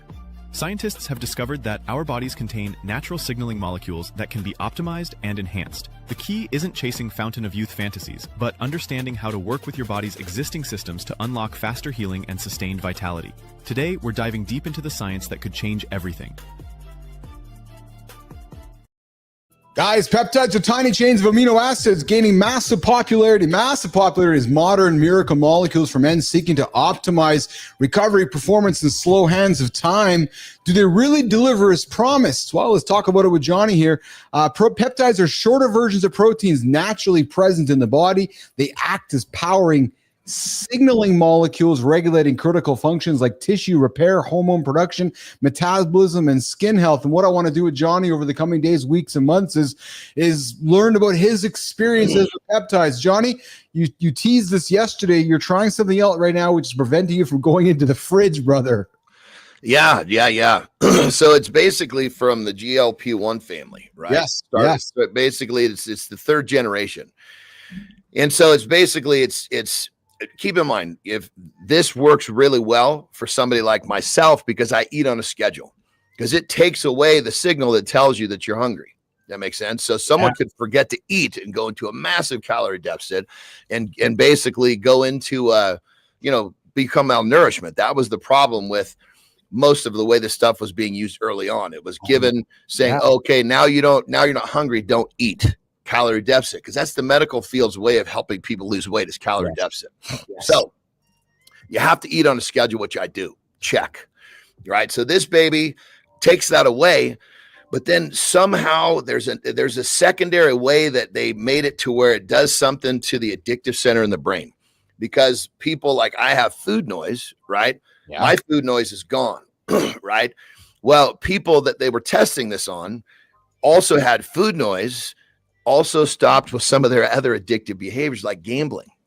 Oh, so it's because and again, I like to break things down simple. Yeah. Right? Yeah. I'm not talking about I'm not Huberman. I'm not the guy that's going to break down the actual details of the science, but we know that that's happening in terms of like my food noise is fucking gone like a fart in the wind.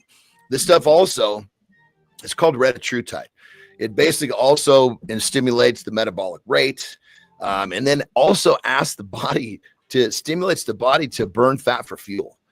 So it's been a pretty interesting deal. I mean, shit, for some reason, I thought I'd told you about the food noise thing, because that to me, all the other benefits are great. It even helps people with fatty liver syndrome. I mean, there's all sorts of other benefits to it.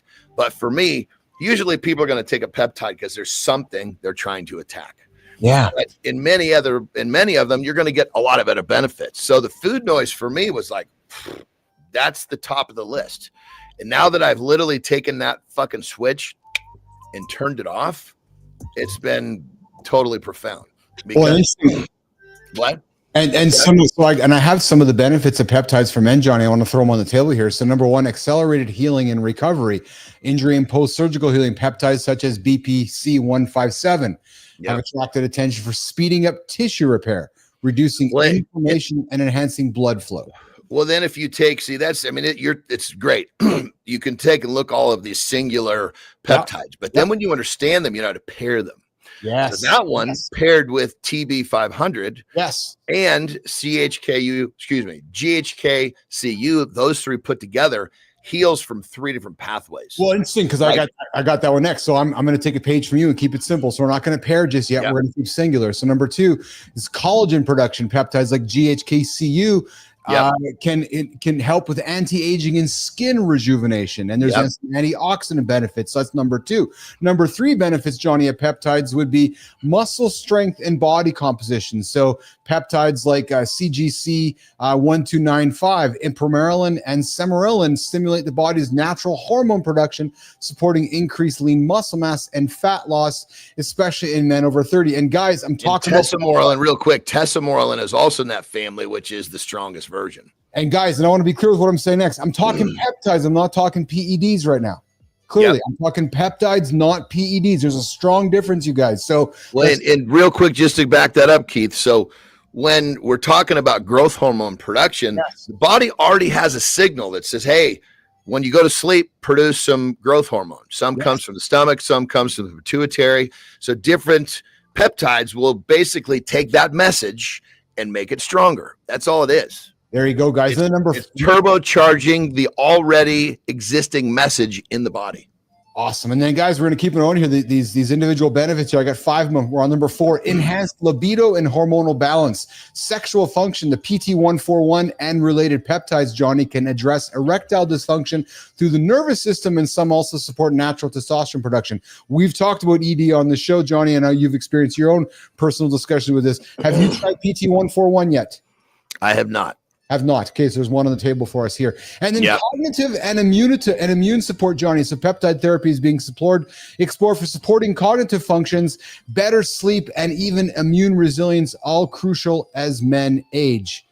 Oh, buddy. I mean, I'm actually in the process right now because I have a community, right? So there's one thing of, okay, here's a place to get it, but how do you learn? How do you use it? That's really what my biggest thing is. And I can't tell anybody how to use it. I can say, this is what I've found. Yes. And what you can take a bite off of what I found. But the website is Max Performance Peptides. That's the safe place to buy.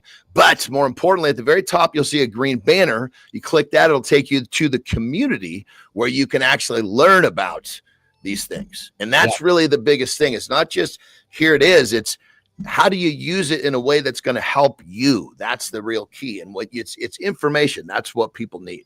Well, and I'm glad you wrapped it there, Johnny, because that's what we're doing here, guys. We are presenting information. We're not giving medical advice. We're not giving you guys doctor's orders. I'm simply taking stuff that Huberman's talking about, the world is talking about. Johnny's actually experimenting with and doing it himself, and so forth. You know, some of the questions are peptides safe? Well, when administered under supervision, they're generally considered safe for healthy individuals. Common side effects, you might have some site irritations with some of the injections, nausea, headaches. But keep in mind, there is going to be a few that are going to hurt. They're going to have some site injections. The site's going to be just because of the nature, like the GHKCU, there's copper in there, so it's going to irritate the skin. But nausea, all this kind of stuff, all the other shit you just named off, that's because you've not been shown how to use it properly. And unfortunately, the medical field, they tend to want to give big doses weekly. And the way to get around that is basically microdosing. You don't have those issues. But again, this is, what's out there. Most people have got their hands on the wrong information, and they're reading about all these side effects because it was administered incorrectly. Yeah. So guys, peptides offer exciting promise for men looking to recover faster, boost muscle and sexual health, and fight visible aging. The benefits are most apparent when used as part of a medically supervised program that takes into account individual goals, health status, and lifestyle habits. So I'll invite you guys to do this.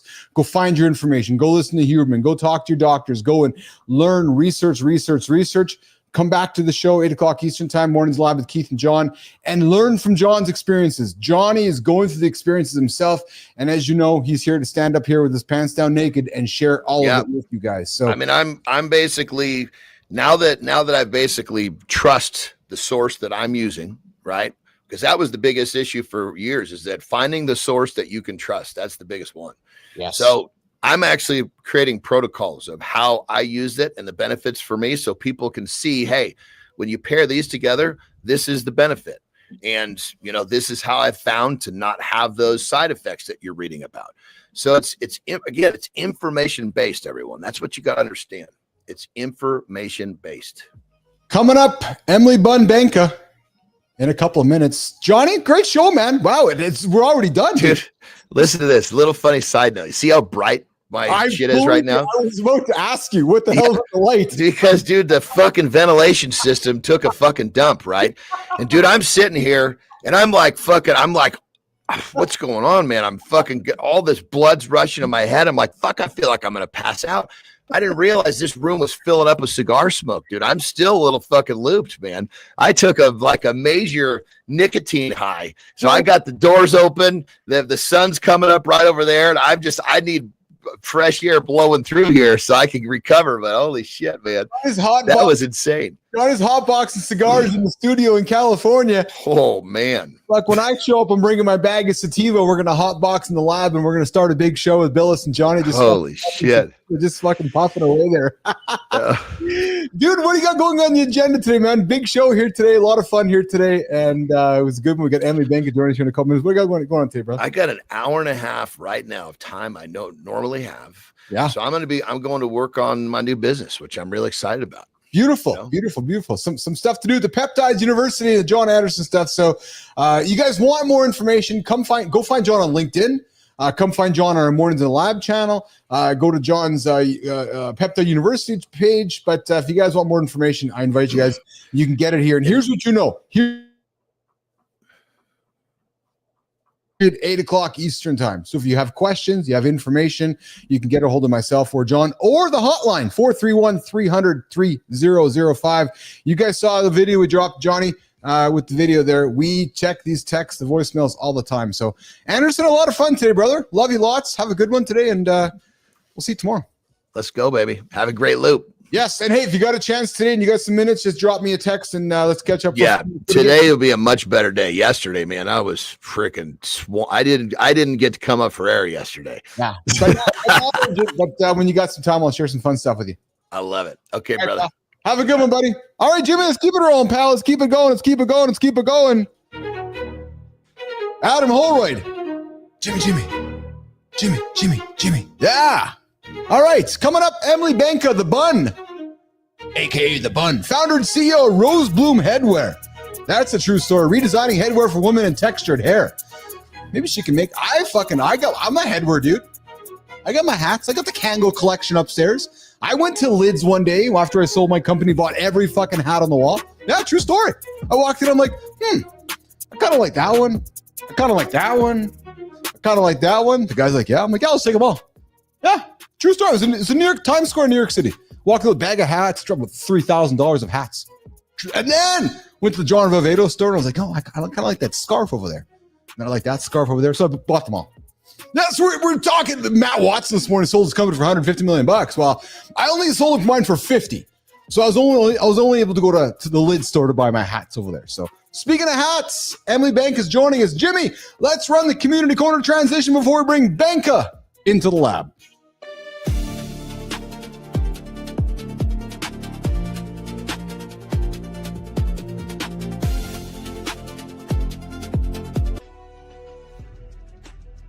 What if the solution to your biggest frustration has been staring you in the face for years, but everyone around you keeps saying, that's just how things are? Every day we encounter products, systems, and traditions that don't quite work for us. We adapt, we compromise, we tell ourselves it's normal. But what happens when someone refuses to accept that compromise? Meet Emily Benka, the person who built a career from being a 3 a.m. Denny's server to national director level in retail. The best innovations solve problems so obvious that we stop seeing them as problems. The key isn't waiting for permission to fix what's broken. It's recognizing that your daily annoyances might be your greatest business opportunities. Stop accepting what doesn't serve you. Start questioning everything. Oh, baby. Whoa, baby. She was the first to patent the ponytail holes in the top of a hat.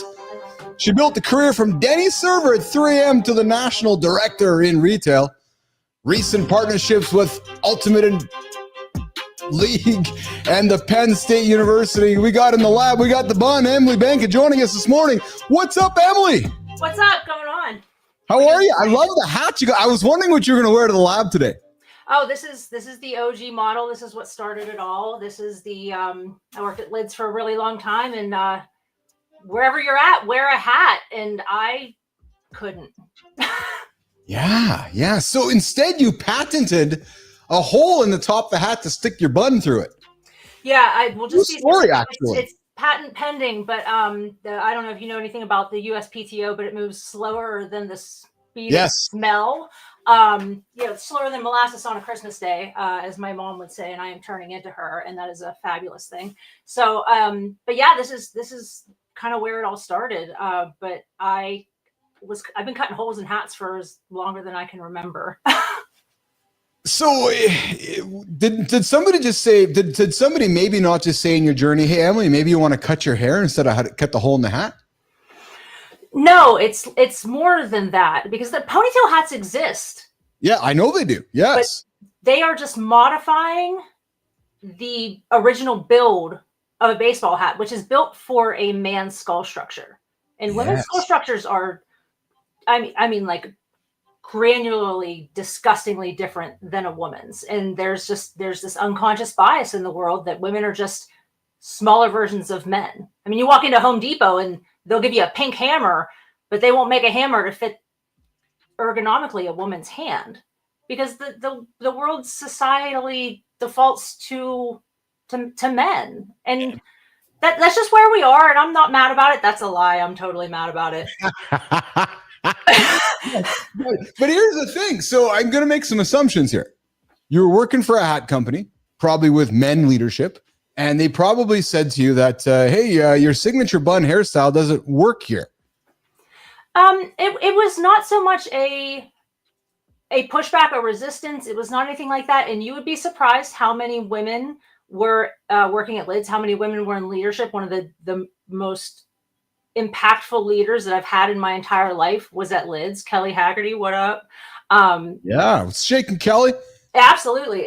So it was not a pushback. It was nothing like that. It was this sliver of my how I was raised, where I was brought up, being my brother's little sports crony in this world of like whatever my brother did, I wanted to do. And everything I've done in my whole life was just to impress my brother and to gain his validation. He's very cool. I'm not. I don't think I'll ever be at that level. But just I grew up wearing hats, and then just ADHD. And when people are saying why, I'm like, why not? Why are we accepting this? And then cutting the hole in the hat just didn't fix the problem. And it was never you can't do this. It was just oh, why didn't we do that? Hanging out with Emily the Bun Banka. It's myself, Keith Billis, here this morning at Mornings in the Lab with Keith and friends, getting after it every single day, 8 o'clock Eastern time. You know, you admit that most things that you do stem from a childhood needing to impress your big brother. And we are not even 5 minutes into our conversation, and you bring him into our conversation. I feel like we need to be bringing the brother into this thing. So imagine building an entire business empire just to get the high five from your sibling. It was very recent. I'm talking about like a recent holiday where we were at my mom's house and we all gather around the island in the kitchen. And this has happened at every house that we've ever lived in.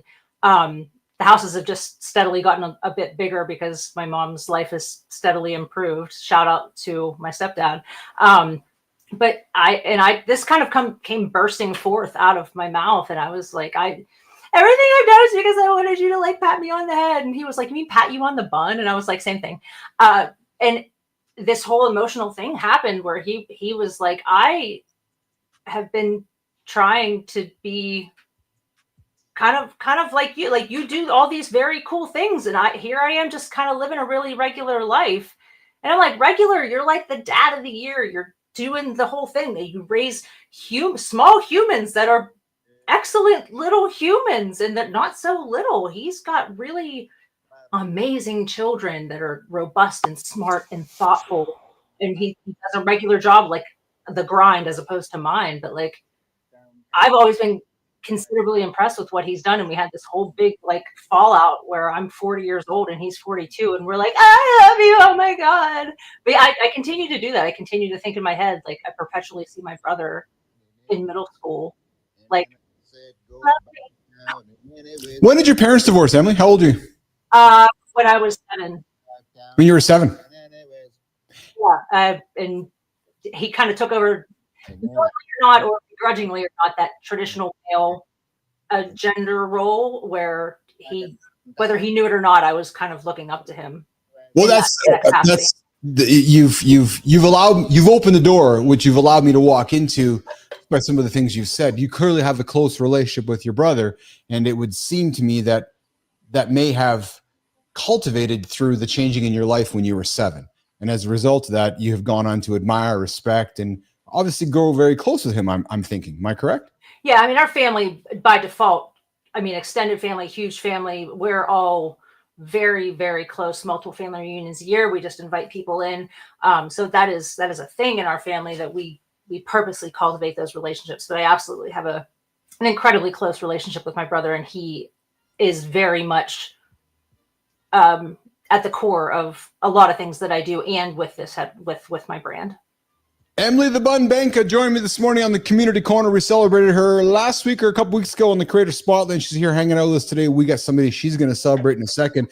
But Emily, there's something that really stood out for me as I was doing my research on today's show for your arrival. And there's this from, this whole idea from this, get used to me to align with me. You have this personal development journey that went from apologizing for who you were to demanding the world to catch up. And dude, I got to tell you, man, that's massive accountability, partner energy right there. Talk about that with me. So much of that has to do with getting diagnosed with ADHD and being properly managed. Having an advocate in, not that I don't have advocates in the medical world, but having the right providers, getting the right diagnosis, getting the right treatment, and really making sure that I'm taking care of myself and not just relying on a medication to say, oh, okay, you're good. Really practicing using the medication as a tool and working with my doctors and understanding who I am and how I feel about it, being very open about it, because I had and still have like raging RSD, which is rejection sensitivity dysphoria. I feel it welling up. I immediately will meet someone and say, oh my gosh, I'll make up this giant narrative in my head. And because that lives in me, I have to understand those things don't really exist. And I have to talk about it and really feel myself. I'm 41 and I'm just really kind of getting into liking myself and understanding who I am and liking myself for that. So instead of making up those narratives, I'm really loving who I am and living in that. So I'm really just kind of getting to know myself and asking people to come along that journey with me. Do you, you're 41? Mm-hmm. I'm 53. I'm so grateful that I get to talk to humans for the most part every single day on this show. I've been doing the show for a year and a half, almost 2 years. I've met hundreds, pretty close to 1,000 people. I got to be honest with you. I'm taken aback at the amount of people that come on my show that talk about their journey with ADHD. And I do not want to be dismissive of your journey and your symptoms and everything that you are going through. It's causing me to ask the question, though, frankly, because of what I do for a living. What the fuck is going on? Because I'm telling you, the guy on the show before you had ADHD. The person, yes, every single person in the last 2 weeks had ADHD. And I'm starting to ask myself, is everybody got ADHD? Or is it just, we all just want to put a label on it? And I'm not trying to, and please do not hear me as RSDing you and not being dismissive of you and not throwing you out.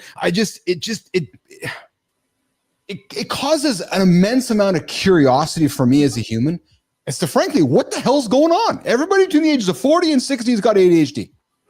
I welcome the question. There's so much to talk about. There's so much to break down. Hardly enough time to talk about it. But the rates of diagnosis, especially in women, I should have been diagnosed and all the signs were there, but the diagnoses were not there. The capability were not there. You hear ADHD when I was a child, and it was just the young boys who were bouncing off the walls, Yes. who couldn't sit in their seat. Yes. There's 7 types of ADHD, and there are some that have hyperactivity and some that don't. So there's ADD Yes. and ADHD. And being able to recognize those in young children. Young children don't have the capability. They don't have the language. Yeah. They can't say to themselves, hey, I'm feeling these ways. And here's the words that go with it. I don't have the language. I was 37 before I had the language, and I didn't know that I had it. I was just at my neurologist that day and having a bad day. And I spit out these things, and we just have a really great relationship. And she bumped 4 appointments and started asking the questions, because I finally had the language to say all of these things. And I told her about the feelings, which are represented by dogs on leashes that pull, juggling balls that are glass and plastic, and the glass ones can't fall because they shatter, but the plastic ones falls, and they represent the things that I have to juggle every day, and that juggling feeling, and things that you can drop and things that you don't. But then also the boxes.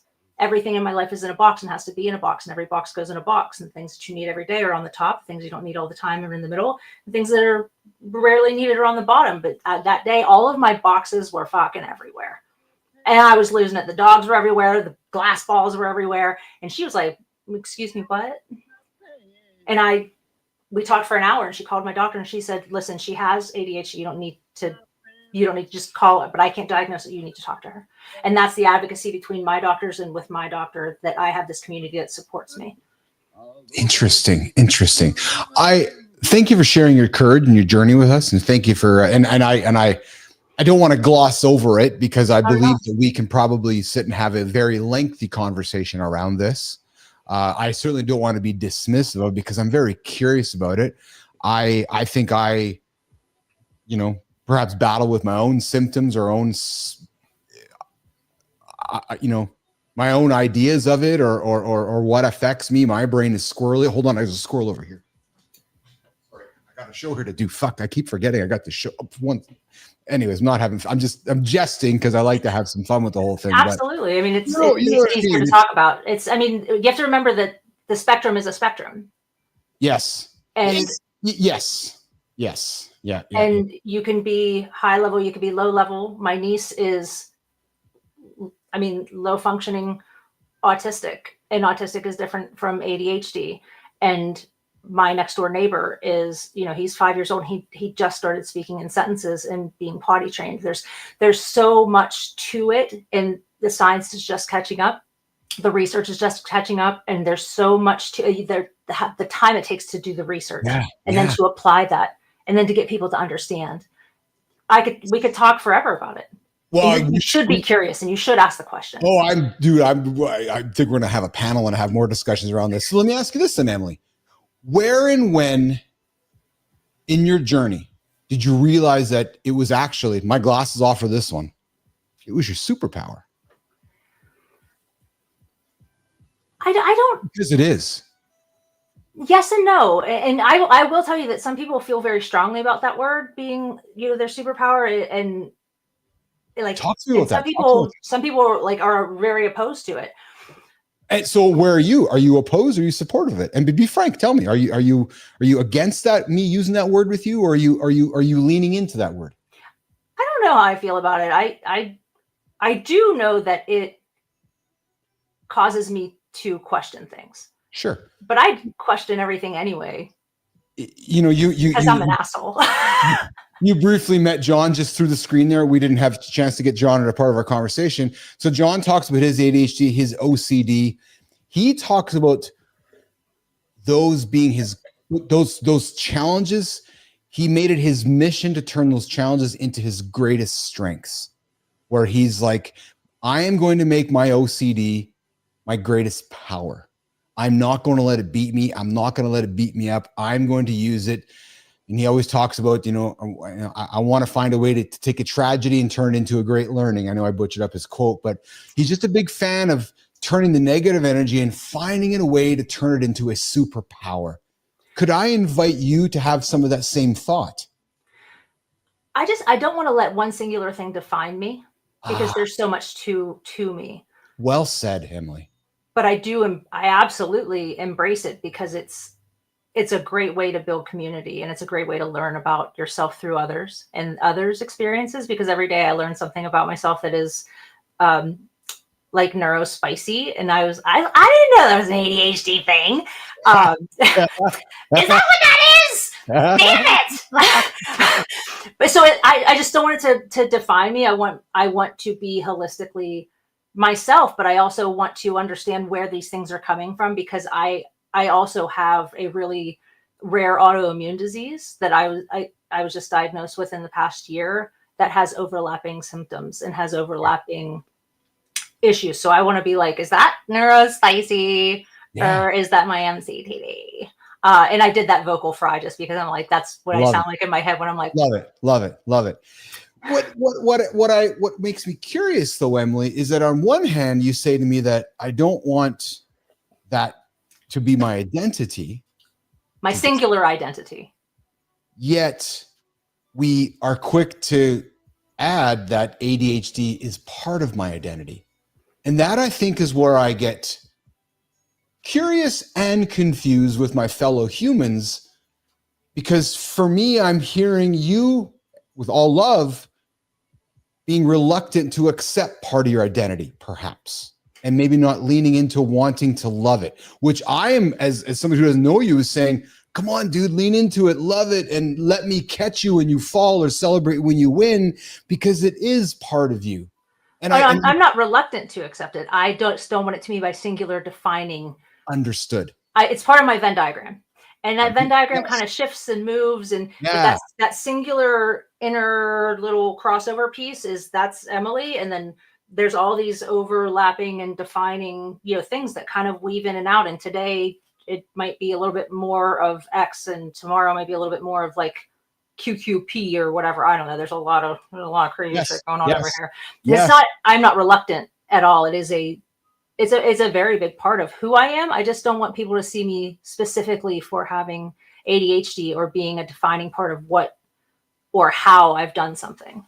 But I love that part of me. I love that I have to like cricket my feet at night because there's like crusties on them.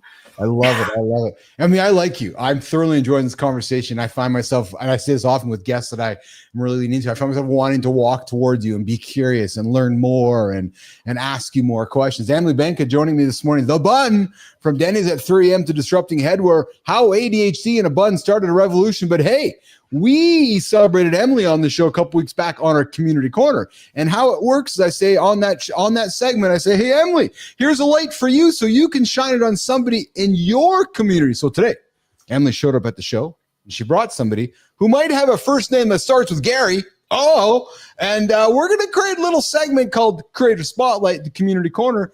We're going to celebrate somebody right now. Jimmy, let's get after it. Picture this. A guy from Richmond goes from serving sandwiches at Panera to competing on ESPN, ranked 28th in the world at a sport most people have never heard of. But he's not just playing the game. He's revolutionizing who gets to play it. From winning customer service awards at Topgolf to organizing Richmond's first professional fling golf tournament. From building viral social media content to co-owning a professional sports team.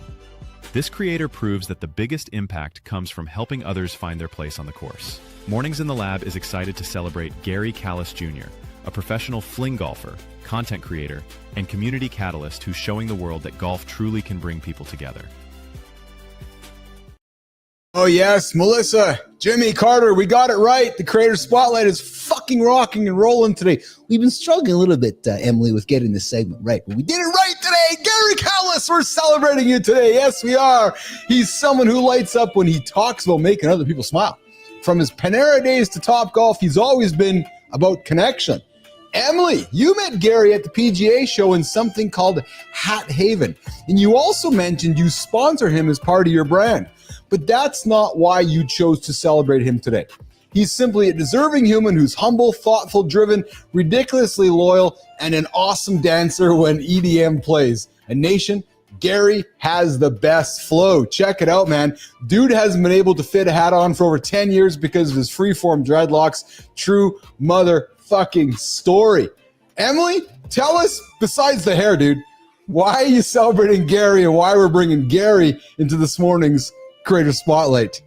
Emily Benka.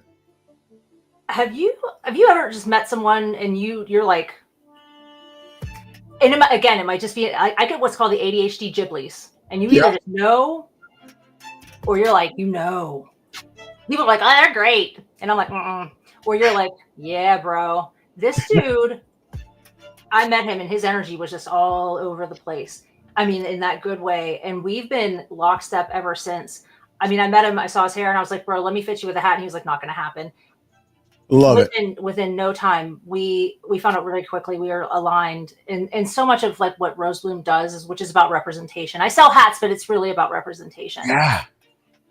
Love it. Gary, here. Go ahead. No, he's just a solid, when you say solid human, that's who he is. And he's fighting to be a professional fling golfer that is completely sponsored. And he doesn't hold back. I don't think the boy sleeps. I love this. Gary, here's how it works, brother. Emily is here today to celebrate you. Now, I only take my glasses off for serious things. Brother, get your ass on the show and bring that fucking hair. I love it. I need to see that flow on this show. True story, man. Oh, yeah, that flow. I can see it right there, man. Oh, I love that flow. Gary, love to have you here. Would love to celebrate you. Would love to hear about fling golf. Would love to hand you the light like we handed it to Emily so we can continue to pay it forward in the next creator spotlight on the community corner. Emily, thank you for celebrating Gary Callis Jr. today. Thanks for giving me a chance to shout him out. That's awesome. So let's do this before I let you go. Can we do a rapid fire with you? Absolutely. Let's do it. Let's do it. Let's do it. What's the worst hat crime you've seen this week? Every single one on a woman? Why can't women wear hats very well? Because they're made for men. I knew you were going to say that. Business meeting uniform, power suit, or statement hat? Say that one more time. Business meeting uniform, power suit, or statement hat? None of the above. Oh, what are you wearing to that business meeting? Exactly what I have on. Yeah, baby, I love it. Coffee order that screams, I have ADHD. What is it, Emily Benka? Say it again. Coffee order that screams, I have ADHD.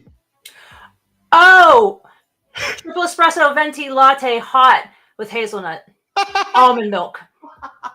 Say it again. Venti triple espresso latte, almond milk, hot, almond latest. Right here, this guy. Harry Potter mug. Dream celebrity to catch wearing an obviously ill-fitting hat. Who's that dream celebrity that's just not wearing the hat properly? Oh, nicely said. Nicely said. One word to describe country club tradition from the mouth of Emily the Bun Benka. It's floral and I hate it. And my closing question, Emily, you went from serving French toast to people with my brother, by the way. Oh yeah, with your brother, yeah. So you know that there's a whole other sort of bunch of questions I go on over there, but we won't go there today. But Emily, you went from serving French toast to people at 3 a.m. to literally changing how people hold their heads high. Now, your brother might be the coolest person on the planet to you, but what would that girl slinging hash browns say if she could see you today?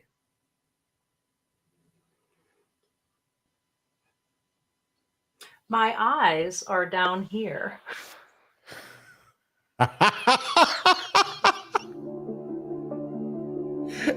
the Bun Benka, bringing the best sense of humor to Mornings in the Lab with Keith, John, and friends.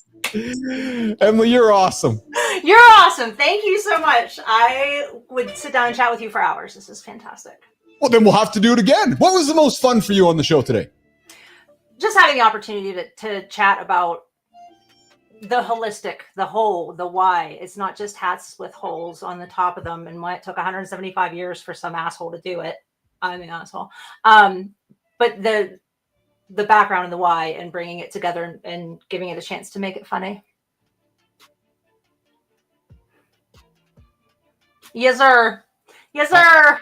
I have my hats. It's part of my look. It's part of the collection. It's part of the image. It's part of what I present and put out there.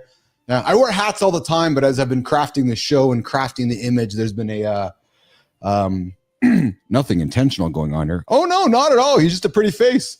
Fuck that. Pretty intentional, actually.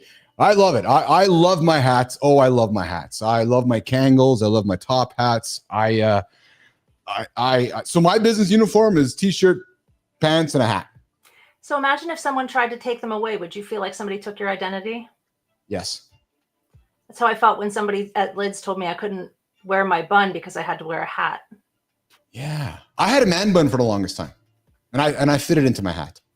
And I had like the bun and the hat part. Yeah. I might have been kind of a douchey bag at that point in my life too, though. That just meant that might have been a series of my life. It's like, that guy's kind of a douchebag. Self-reflection. Yeah, just a little bit. Just a little bit. That's a lot of what Rose Bloom's about is if someone takes your part of your identity, and that was my identity, but I wanted to do both.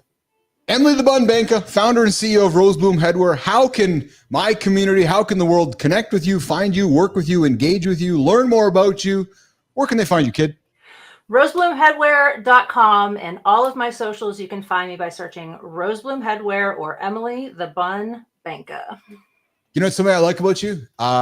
When I met you on the community corner, like through that experience, and then I've been watching you on LinkedIn, you have done a wonderful job branding yourself with the bun. And I mean that as a compliment. Like it's, and I know it's intentional, but it works.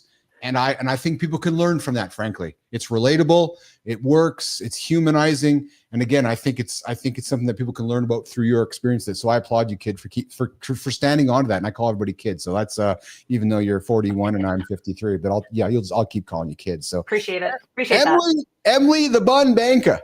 Yes. Hey, where are you today? Where are you joining me from, by the way? I am home in Youngstown, Ohio. I'm from Pittsburgh, just so we're all clear. I'm a Yinzer through and through, black and gold, baby. The home of the Penguins, Sidney Crosby, Mario Lemieux, and the guys. I'm a hockey guy. I'm from Canada.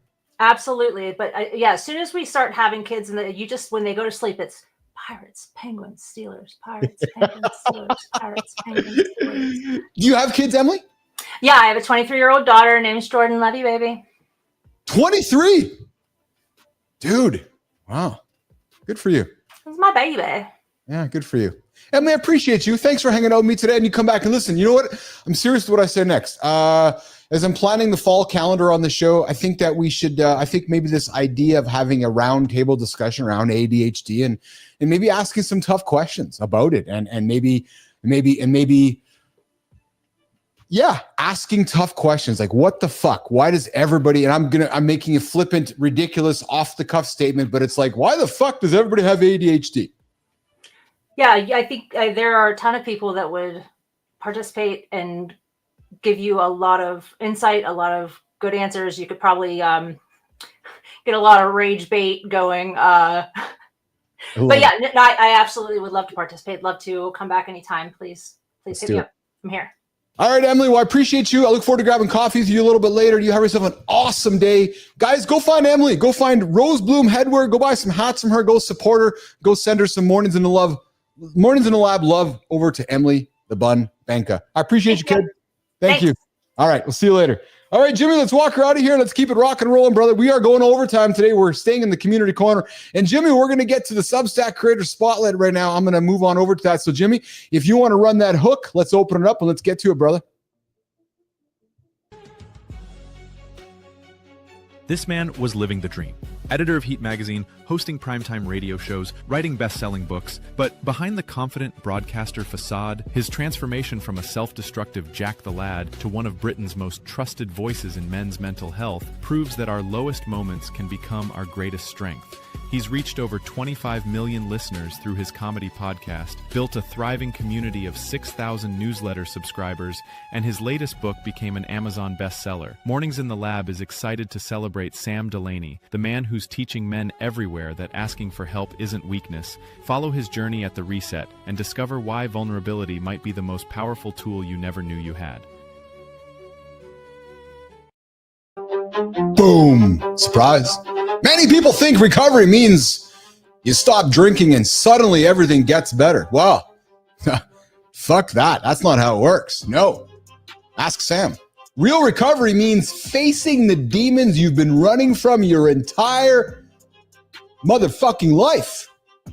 Yes, it means admitting that success means nothing if you're dying inside. It means choosing to be vulnerable when everything in your culture tells you to be strong.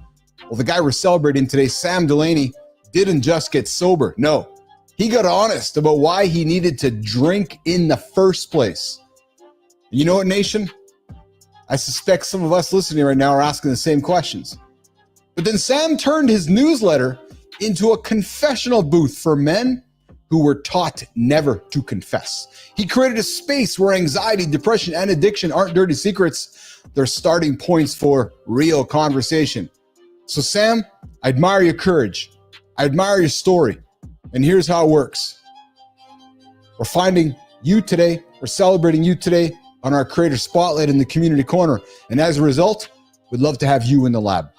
We'd love to celebrate you, celebrate your story, so that I can give you the Creator Spotlight to shine it on somebody in your world, Sam, so we can continue paying this segment forward and creating a lot of positive energy in the Community Corner, right here on Mornings in the Lab with Keith, John, and friends every single day, 8 o'clock Eastern time. Go follow the reset, you guys, with Sam Delaney on Substack. Let's get it done. Let's go, let's go, let's go, let's go, let's go. All right. Just looking at the comments here. Lady Drew and Bernard getting after it. Love you guys getting after it. Adam, I see your comments there as well.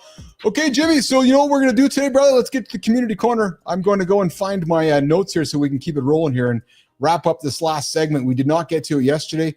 I do want to get to it today. So I want to make sure we're hitting all the awesome people in the Mornings in the Lab community. Just give me a second here, guys, while I get to it here. I'm pulling up my notes. And no, that's not where it is here. That's no. There it is right there. All right. Okay. And I'm going to make this sound effect. You guys know how it goes, like this. There we go. All right. It is time for the Community Corner, where we connect LinkedIn and Substack on Mornings in the Lab with Keith, John, and friends. Today, we got beast mode comebacks, mountaintop grit, gym timing myths, and a brutal, honest take on recovery. Jimmy, let's get after it, and let's jump right the fuck in. All right, Substack store number one, what time should you train? Oh yeah, that's a question we get asked often. Wow, wrong question. You ever stress over the perfect time to hit the gym? Morning, night, fasted, fueled, fed? Well, Patrick Dale says the whole debate is just noise. It's actually nonsense. I agree with Patrick. The best time to train is when you actually can. It's true. Your hormones, your watches, your favorite influencers, six-pack, none of it matters. It only mattered for them. Because if you're skipping workouts worrying about the best time, you're waiting for a magical window. Stop. As Patrick Dale would say, stop. So whether it is 6 a.m. on a hoodie or 9 p.m. in your garage, just show the fuck up. Right, Jimmy? The magic isn't in the clock. It's in the habit. So stop waiting. Just move and find consistency. No rocket science there. You looking for perfection? Keep looking. You looking for movement? Get up. All right. Getting better isn't always easy to love. You ever feel like progress is scary? Ooh. Sean Corcoran from I Wouldn't Bet on It. He went there and he didn't hold back. After years of gambling addiction, he finally started to heal. But instead of peace, he felt fear. Why? Because pain was familiar and healing meant facing everything he buried. Now, he shares what most humans won't say out loud. Sometimes we sabotage progress because we're scared. We don't deserve it. That's a true story. If you ever felt like falling apart is easier than standing tall, this one hits deep. So Sean, thanks for tagging me on Substack recently and bringing your work into Mornings in the Lab with Keith, John, and friends. And hey, you know how it works. Sean tagged us. You want us to feature your content? Tag us in your content so we can bring you into the lab and bring your story and you into the orbit. Keep getting after it, brother. The lab is rooting for you, root after you daily, right here at 8 o'clock Eastern time. All right, let's keep it rolling, keep it rolling. He shattered his leg, but not his spirit. Silken Lauman. Oh, we're talking Silken Lauman. Shared a post to celebrate her husband, David Patchell Evans. He shattered his femur on a mountain. I know Silken Lauman. I fucking love the fact we're celebrating Silken Lauman. True story. Well, on a ski trip, and after the fall, he called her and said, I'm hurt. Please take care of the kids. I love you. Silken. She told him he'd better get off that fucking mountain and come home. 19 months later, he's back skiing, not limping, not coasting, skiing. through pain, rehab, surgeries, and setback, he didn't quit. Silken said it best. He's not just her husband, he's her hero. He's proof that no matter how hard life gets, there's a way to push through when you lean into grit and have the right support. Who is someone in your family or circle of friends that inspires the hell out of you? Give someone that love in the comments. All right, our final LinkedIn story here today to celebrate. Beast mode, daughter activated. Jesse Duncan hit us with a father-daughter moment that'll leave you speechless. His daughter Jackie got into an abusive relationship, dropped out of school, and hit rock bottom. Jesse didn't judge. He drove all night. I drive all night. Brought her home and gave her a place to heal. 18 months later, she's crushing it in the gym. Her confidence is back, and she's studying to become an X-ray tech. You talk about a transformation. Jesse said watching her struggle broke him, but watching her rise, that changed everything. So, fellas, this is what love, support, and accountability looks like in real life. If someone you love is struggling, put aside those opinions and judgments and show up for them. Simple as that, period. That's the community corner, you guys. That is the oh, wrong button. Right here. That's the community corner, you guys. You don't need perfect conditions to make a move. You just need to show up and get moving. You heard it. Movement equals momentum. Femur Hugsaner Minar, I saw your name in a death note. Really? So I'm going to show up on the show and I'm going to create some energy with my fingers and my thumbs. And I'm going to take my phone and I'm going to type a ridiculous message like that. Like, honestly, like, is that the best that you can do? Like, true story. I saw your name in Death Note, Friar Hugsaner Minar. Like, dude, like, come on, man. Put some effort into your fucking disses or put some effort into your notes. That is a lame note. I'm just saying, man. If you're going to be a bully or if you're going to be difficult or if you're going to be kind of douchey, well, then actually be douchey. Don't just, like, be kind of like a soft pussy. Like, fucking be hard about it. Anyways, which story resonated most with you today? Yeah, let us know in the comments. And if you want your story featured on the show, I invite you to follow us on Substack or LinkedIn and tag us in your next post. And if you want to throw me under the bus, well, fuck, put the effort into throwing me under the bus. Don't just throw me, just don't kind of throw me under the bus. They kill me. Don't just, oh, he got run over by the tires and he's fucking just squabbling on the ground. No, do it. Femur, Friar. All right. Hey, Jimmy. I didn't tell you, Melissa, this, but I have an announcement to make. Oh, Melissa's like, oh, fuck, what's he saying now? You guys don't want to know who Melissa is? Melissa works behind the scenes with me. She's the anchor, the rock. Jimmy, too. So I got an announcement to make for everybody. Andy, former CEO of Astronomer. Yeah. You looking to sit down and tell your side of the story? Uncle Keith would love to have you. Yeah, true story. Safe space. No tough questions. Except, like, did you have the right hand around her than the left arm? And were you feel? Did you have an erection in your pants when she was close to you there? Just the tough questions, Andy. Just the tough questions. So, Andy, former CEO of Astronomy, love to have you on Mornings in the Lab. All joking aside, true story, Andy. Yes. If you would like to tell your story about what happened at the Coldplay concert last week, I would love to invite you to Mornings in the Lab with Keith and friends. A safe space, won't throw you onto the bus. I'll give you the freedom to say what you got to say. I have no rules, just fun. So Andy, come hang out with us in the lab. And hey, Kristen Cabot or Kristen Cabot, if you want to have the same conversation with Uncle Keith, we'd love to have you here too. Yeah, we'd love to have you. We'd love to know what was going through your brain when the camera just showed up on you. So we're going to have some fun. So to the folks caught up in the Coldplay scandal, Mornings in the Lab with Keith, John, and friends has a space for you to come tell your side of the story. There you go.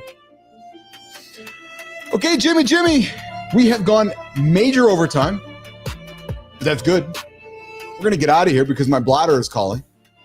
And Jimmy, before we say goodbye, let's put the phone number up. Guys, the phone lines are open. 431-300-3005. Yep. The text lines are here, 431-300-3005. You guys can send me a text, send me a voicemail, or just call me, and I'll answer it. Guys, coming up on Wednesday's show, tomorrow, In the Loop. Well, I say that, I know Jimmy's frantically getting stuff ready so he can show me what's happening on tomorrow's show, because I am not prepared to show you what's on tomorrow's show. So I'm going to do a little rap on behalf of Lady Drew, Bernard, Holroyd, Rick Clody, Kindness Risings, Matt Rufo. We got Ramo Maya tomorrow. Rama Mayo worked with Gary V. Rick Clody, Kindness Rising. Hey, Kindness Rising, guys, 7:30 Eastern time. Before you show up for my show, I invite you. No, not invite you. I'm telling you. Go show up for Kindness Rising with Matt Roof, 7:30 Eastern time, right here on the channel. He's offering kind solutions to start your day. That's it. And tomorrow, when life gets tough, an inspiring father and son conversation.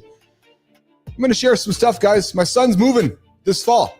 He's moving to play hockey in a different province. So gonna share some inspiring father-son thoughts with you guys tomorrow. Mornings Live with Keith and friends. Okay, well, I'm going to press some buttons here and we're going to do this. And it's going to be time for Uncle Keith to frolic out of here over to the restroom. That's bathroom in Canada. And go and relieve myself. So on behalf of everybody here, guys, we'll see you tomorrow, 8 o'clock Eastern time right here. Mornings Live with Keith, John, and friends. Jimmy, Melissa, the whole gang. I appreciate all of you guys in the comments. Guys, we'll see you guys. And hey, you guys know this. We're going to get to more of your comments tomorrow and throughout the week. When we have guests, it's tough to do that. So keep the comments happening. Keep the engagement happening. I see all of you guys there. We'll see you guys in less than 22 to be exact. Come connect with me on LinkedIn. Come talk to me. 431-31305. All right, Jimmy, let's go. I got to go. See you guys.